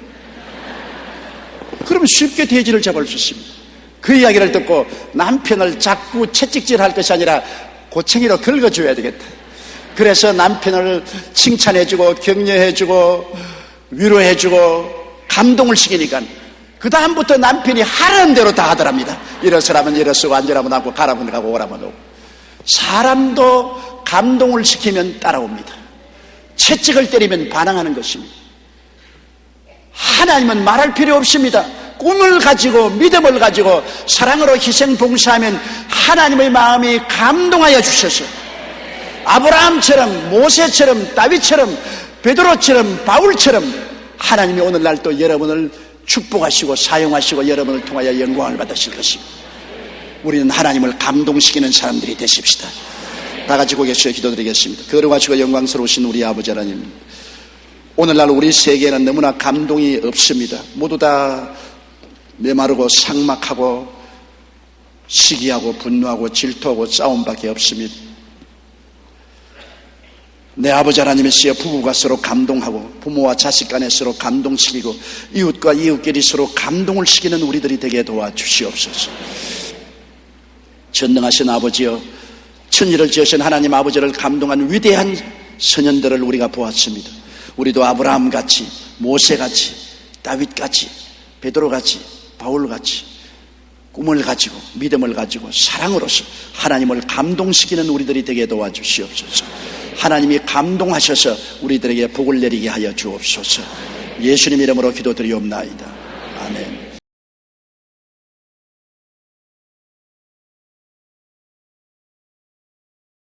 하나님은 왜 갈렙을 사랑하셨나? 그와 같은 제목으로 은혜를 나누고자 합니다. 여러분이 잘 아신 것처럼 하나님의 성품 중에서 하나님은 우리를 예비하시는 하나님이라는 것을 보여주고 있습니다. 주님께서 옛날 애굽에서 430년 동안 종살이했던 이스라엘 백성을 위해서 젖과 꿀이 흐르는 가나안 땅을 예비해 주셨습니다.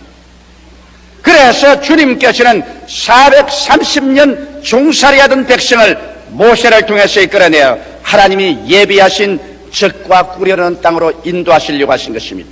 오늘날에도 여러분과 나는 영적인 하나님의 선민들입니다. 주님께서 여러분을 옛 이스라엘을 택한 것처럼 여러분과 나를 미리 아시는 거로 또한 부리시고 그 아들의 형상을 받기 위해서 미리 정하시고 택하신 영적인 선민들인 것입니다. 이러므로 옛 이스라엘을 위해서 예비하신 하나님께서는 여러분과 나를 위해서도 오늘날 예비하고 계신 하나님 것입니다. 성경에는 보면은 하나님이 자기를 사랑하는 자들을 위하여 예비해 놓은 모든 것을 눈으로 보지 못하고 귀로 듣지 못하고 마음으로도 깨닫지 못하였다는 것 같으니라고 고린도전서 2장 9절에 분명하게 말씀하고 있는 것입니다. 그런데 하나님께서 예비한 이 축복 속에 누가 과연 들어가서 이 축복을 누릴 수가 있겠습니까? 하나님께서 모세를 통해 인도해낸 옛 이스라엘 300만은 그 축복의 땅에 들어가지 못하고 광야에서 모두 다 40년 동안 방황하다가 멸망해보고 말하고 오직 여호수아와 갈렙만 그 젖과 꿀이 흐르는 땅에 들어갈 수가 있었던 것입니다. 왜 다른 사람들은 다 못 들어갔는데 여호수아와 갈렙만은 그 세대 중에서 후손들을 거느리고 젖과 꿀이 흐르는 가나안 땅으로 들어갈 수 있었을까요? 거기에는 이유가 있습니다. 하나님께서는 민수기 14장 24절에 이렇게 말씀하셨습니다. 오직 내 종 갈렙은 그 마음이 그들과 달라서 나를 온전히 쫓아선즉 그의 갔던 땅으로 내가 그를 인도하여 드리리니 그 자손이 그 땅을 차지하리라고 말씀하셨습니다. 하나님께서는 갈렙의 마음이 멸망받은 다른 사람과 완전히 달랐다고 말씀한 것입니다.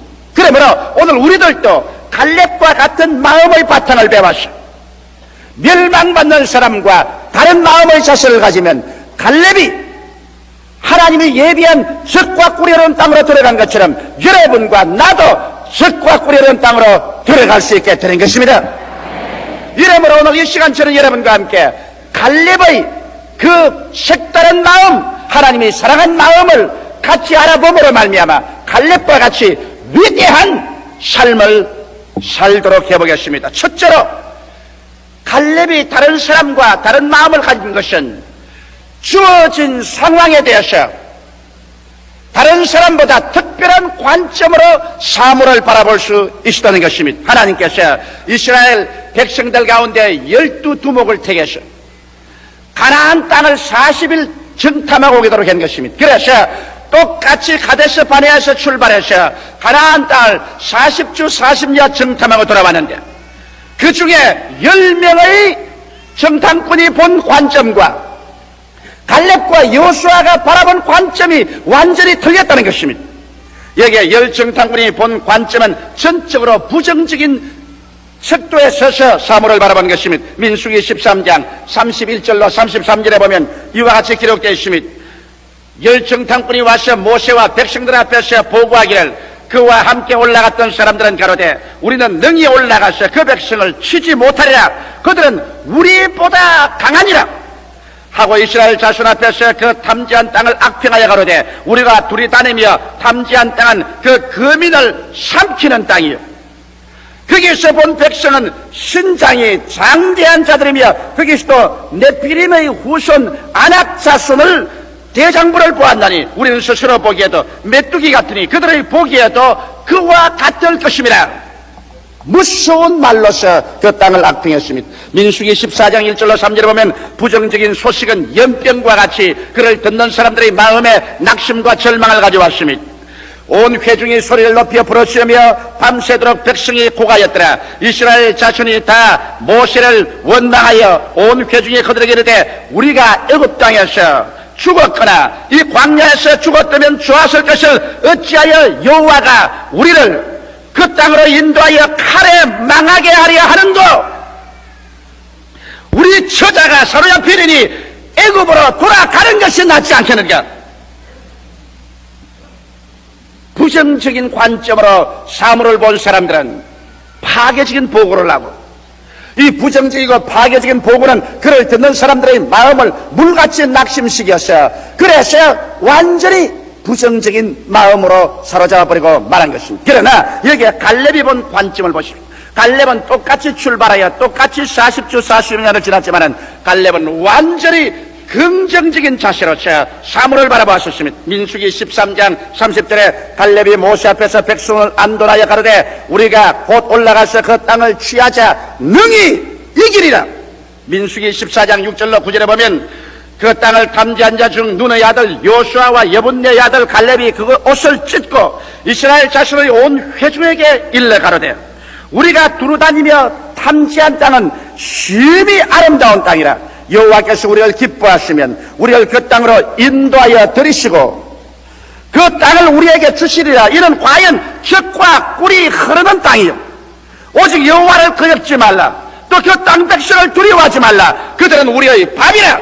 그들의 보호자는 그들에게서 떠났고 여호와는 우리와 함께 하시느니라. 그들을 두려워하지 말라. 이와 같이 백성들을 안도한 것입니다.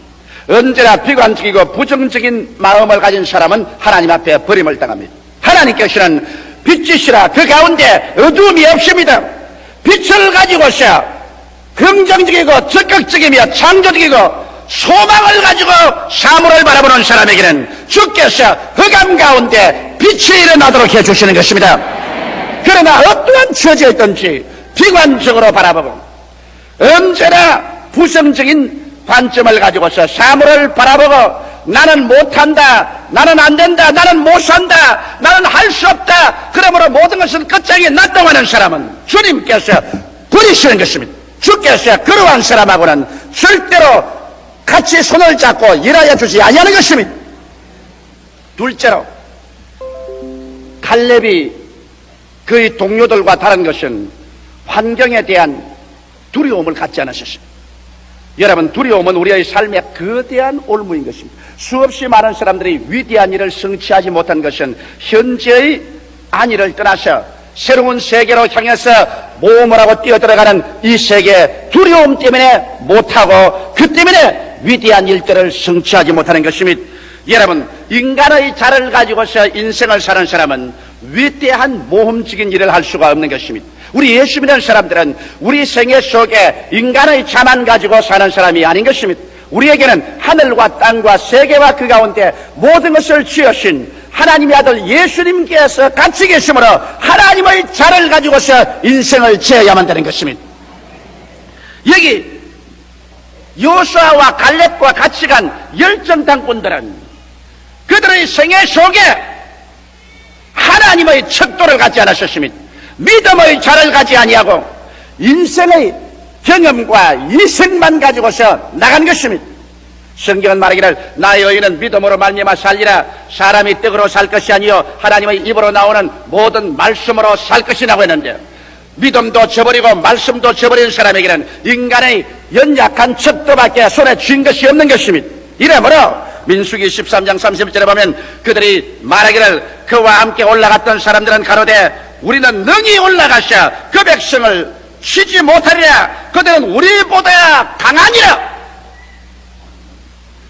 여러분, 우리 스스로를 가지고서 우리의 주위와 환경을 재면 우리는 보잘것없는 존재이기 때문에 언제나 억압되고 낙심하고 뒤로 물러갈 수밖에 없습니다. 그러나 성경은 뭐라고 말합니까? 뒤로 물러가면 내 마음이 저를 기뻐하지 않으리라. 나의 의인은 믿음으로 말미암아 살리라. 여러분과 나는 이성으로나 인간 경험으로 살라고 하지 않으셨습니다. 저 하늘이 무너지고 이 땅이 꺼져도 1.1획도 변할 수 없는 하나님의 약속의 말씀을 받아들인 사람인즉 말씀으로 우리는 살아야 되며 우리는 믿음으로 살아야 되며 우리는 성령으로 살아야만 되는 것입니다. 그래서 우리가 기도하고 하나님의 약속의 말씀을 마음속에 받았었으면, 그러면 우리는 하나님의 척도를 가지고 눈에는 아무 증거 안 보이고 귀에는 아무 소리 안 들리고 손에는 잡히는 없어도 배짱을 내어 밀고 담대하게 기적이 일어날 것을 기대하고 나아가야만 되는 것입니다. 그래서 환경에 두려움으로 눌리지 말고 환경을 눌러버려야만 되는 것입니다.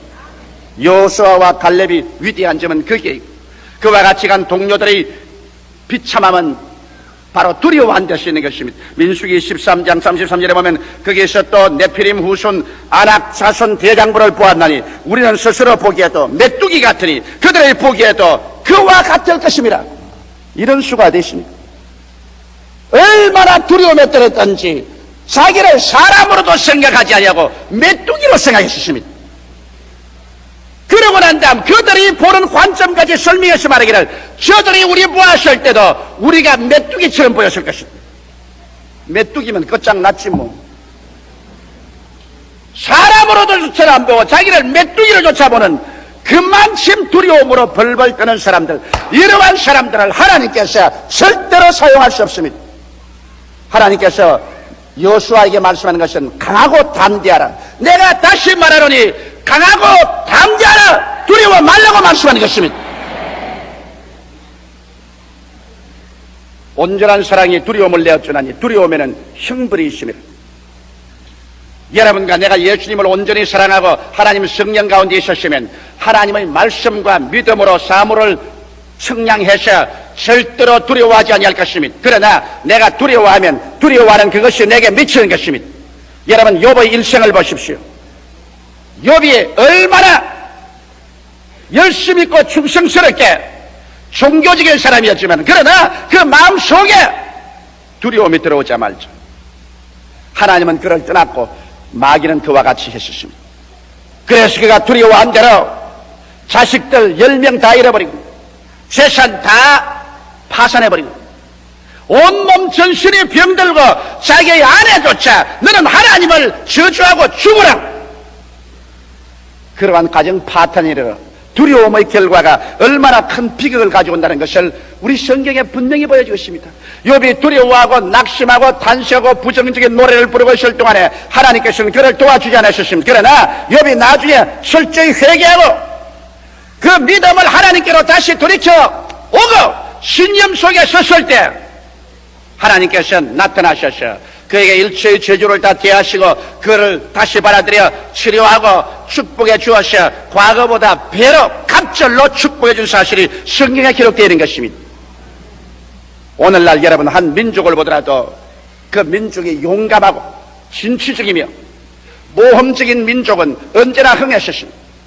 그러나 두려워하고 언제나 뒤로 물러가며 나는 할 수 없다 못한다는 소극적인 인생의 태도를 취한 그러한 민족은 이 역사를 통해서 식민지 정책으로 늘 짓밟히고 남은 민족에게 착취와 압박을 당하고 마는 것입니다.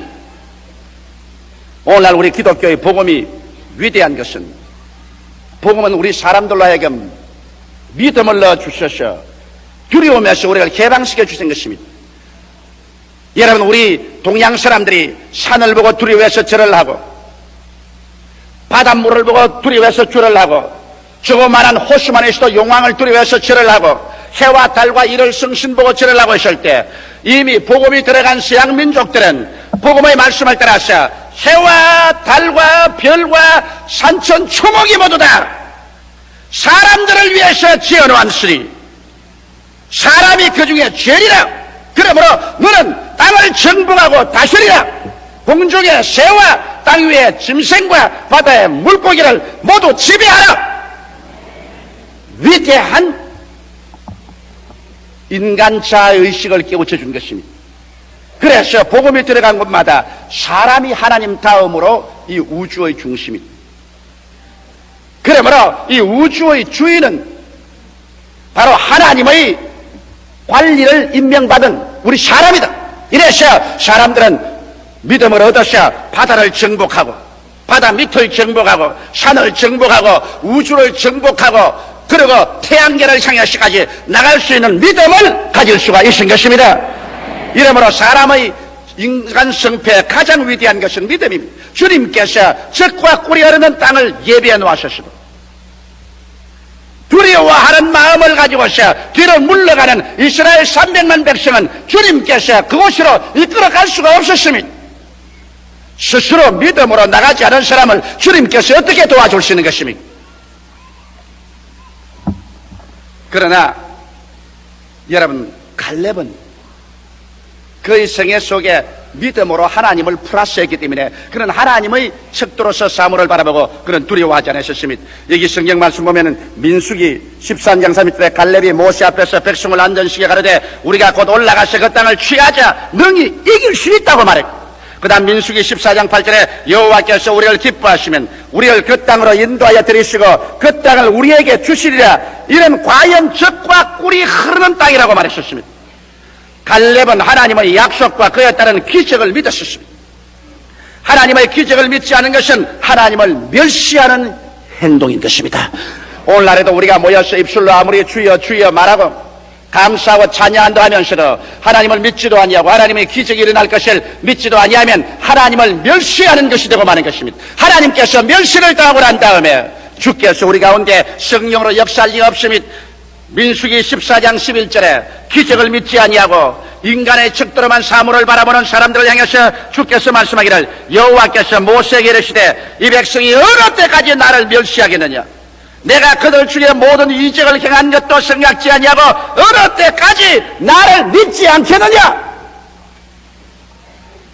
여러분,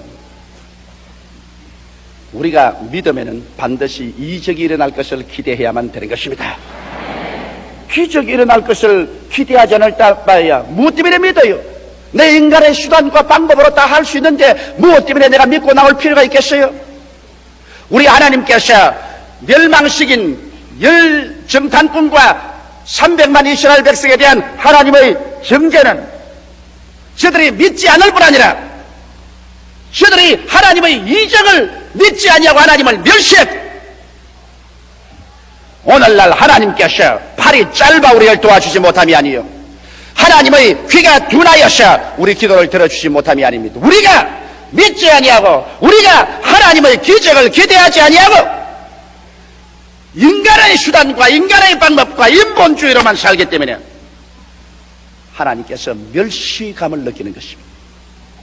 오늘 하나님을 멸시하고 난 다음에 여러분의 생활 속에 위대한 하나님의 은총이 임할 것을 기대할 수는 없습니다. 오늘 여러분 하나님을 믿으시면 아멘 하십시오.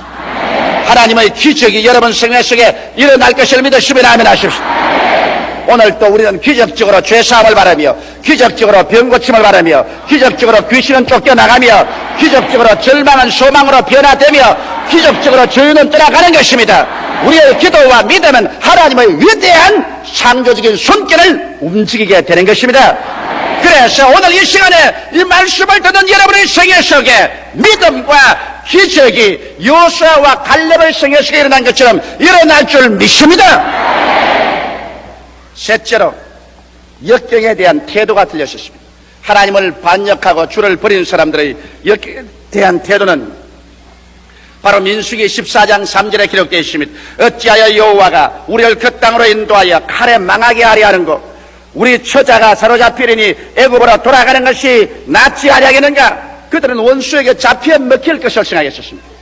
역경과 어려움이 다가오자 이것은 하나님께서 우리를 도적질하고 죽이고 멸망시키려고 우리를 잡혀 먹히게 하려고 이렇게 한 것이다. 그러므로 우리는 스스로 애굽으로 피난 가자. 우리에게 역경을 피할 수는 없습니다. 여러분, 우리가 일생을 살면서 우리에게 언제나 장미꽃 방석만 다가오지는 않습니다. 우리에게 시험과 환난의 폭풍우가 다가오는 것입니다. 그러나 이 역경 속에서 우리는 갈렙의 태도를 보고서 하나님이 왜 갈렙을 사랑하고 좋아했는지를 우리가 알아봐야 될 것입니다. 민수기 14장 9절에 오직 여호와를 거역지 말라, 또 그 땅 백성을 두려워하지 말라, 그들은 우리의 밥이야. 여러분, 갈렙이 역경과 환난에 대한 그 태도는 우리가 탁월하게 보고 배워야 할 것입니다. 갈렙은 원수도 우리의 밥이고 역경과 어려움도 우리에게 하나님이 밥으로 주신 것이다. 역경이 우리를 도적질하고 죽이고 멸망시키라고 하여서 역경 앞에서 원망과 불평과 탄식을 하고서 뒤로 물러가자는 사람하고, 역경이 다가올 때 야, 이거 감사할 일이다, 주께서 내 앞에 밥상을 차려놓았다, 이거 먹고 믿음, 소망, 사랑이 자라라고 밥상을 세워놓았다. 여러분, 사람이 성경을 읽고 믿음을 얻는 것은 하나의 이론적인 믿음인 것입니다. 그러나 여러분의 믿음이 힘을 얻고 진실로 무엇을 이루기 위해서는 그 믿음이 역경과 시련을 통해서 강해지지 아니하면 절대로 실천적인 믿음이 안 되는 것입니다. 믿음이란 시험과 환난을 통해 하립니다. 적은 믿음은 적은 시험을 통해서, 큰 믿음은 큰 시험을 통해서 이것이 실제로 훈련이 되어야 참된 믿음이 되는 것입니다. 이러므로 하나님께서 여러분 말씀을 읽고 기도해서 마음속에 믿음이 생기면 이것이 실제로 여러분의 생활 속에 실력이 되기 위해서 시험과 환난을 통하게 하는 것입니다. 불을 통하고 물을 통해야 실제적인 그것이 믿음이 되는 것입니다. 그렇기 때문에 시험과 환난이 다가올 때 이것을 향해서 원망하고 불평하고 탄식하고 뒤로 물러가면 이 사람은 절대로 믿음에 설 수 없습니다. 그러나 여기 요수아와 갈렙처럼 시험과 환난은 우리의 밥이다. 여러분, 자녀 길러봐서 잘 아시죠? 밥을 두고서 자꾸 투정하는 애기는 아주 몸이 빼빼합니다. 밥이 질다, 밥이 되다, 반찬이 없다, 짜다, 싱겁다, 이런 애는 언제나 몸이 약합니다. 그러나 무슨 밥이든지 갖다 놓으면 막 눈이 번쩍하도록 다 훑어먹어버립니다. 그냥. 이런 애들은 아주 건강하고 튼튼한 것입니다.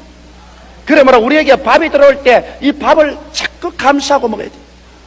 또 밥을 먹고 난 다음에도 뱃속에만 넣어놓았다고 되는 것입니다. 먹고 난 다음 소화불량증이 걸려가지고서 소화를 못 시키고 말면은 그것이 우리에게 힘이 되지 않습니다.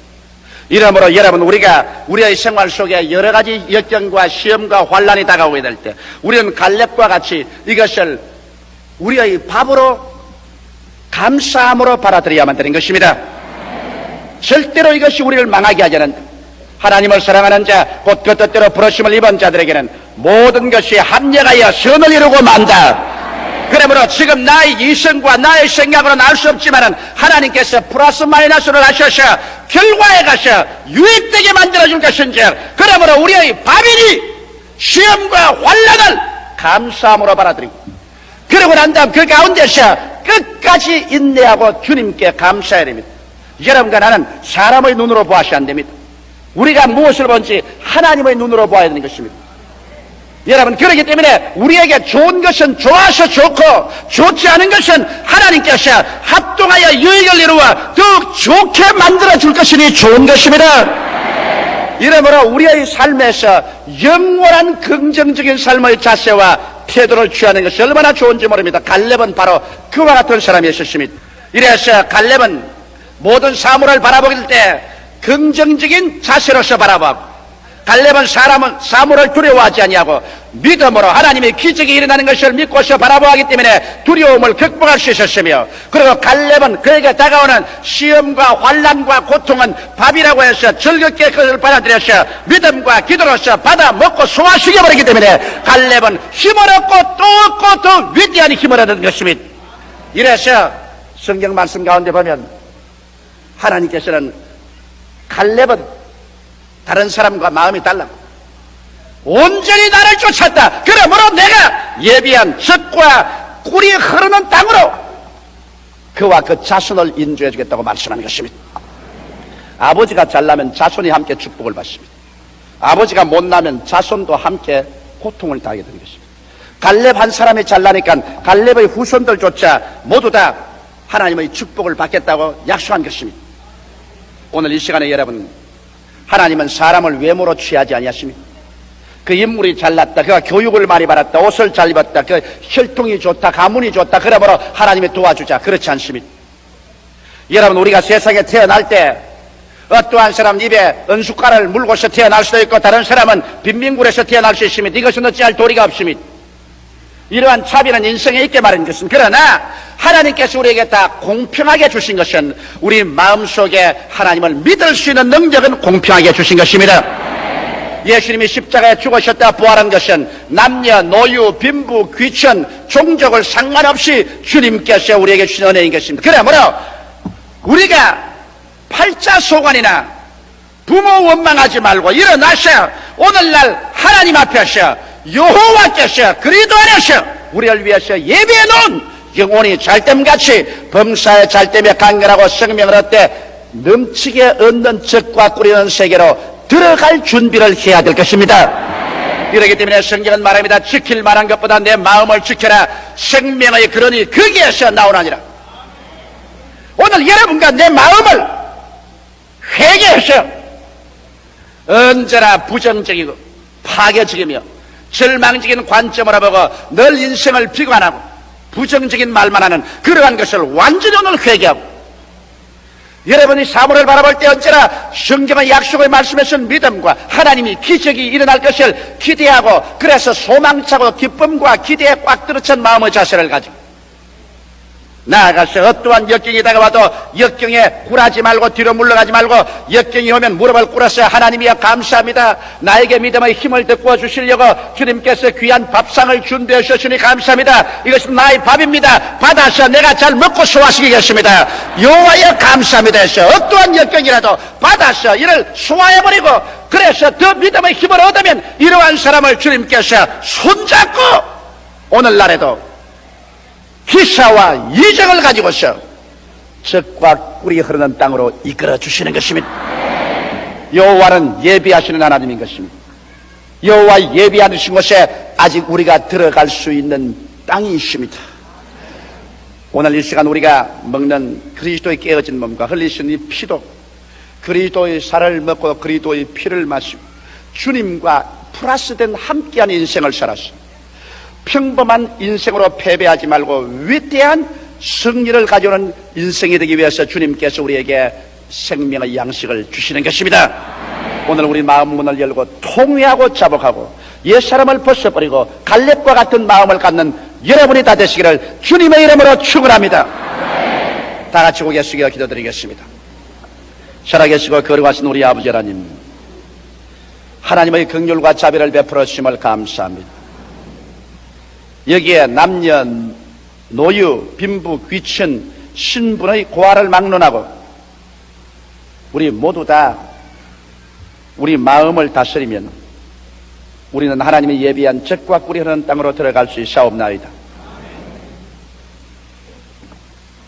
내 입을 넓게 열라 내가 채우려 하셨고 우리의 온갖 구하는 것이나 생각하는 것에 더 넘치도록 능히 하겠다고 하셨사오니 하나님 아버지, 오늘 이스라엘 멸망받은 300만과 같이 되지 말게 하여 주시옵시고 여호수아와 갈렙과 같은 마음의 자세를 취하여서 우리 몫의 태인 하나님께서 예비하셔서 눈으로 보지 못하고 귀로 듣지 못하고 마음으로 깨닫지 못한 그 젖과 꿀이 흐르는 세계로 다 들어가게 하여 주시옵소서. 모두 다 승리자가 되어서 남에게 구워줄지라도 꾸지 않게 하여 주시옵시고 모든 일에 항상 모든 것이 능력하여 모든 착한 일을 넘치게 하게 도와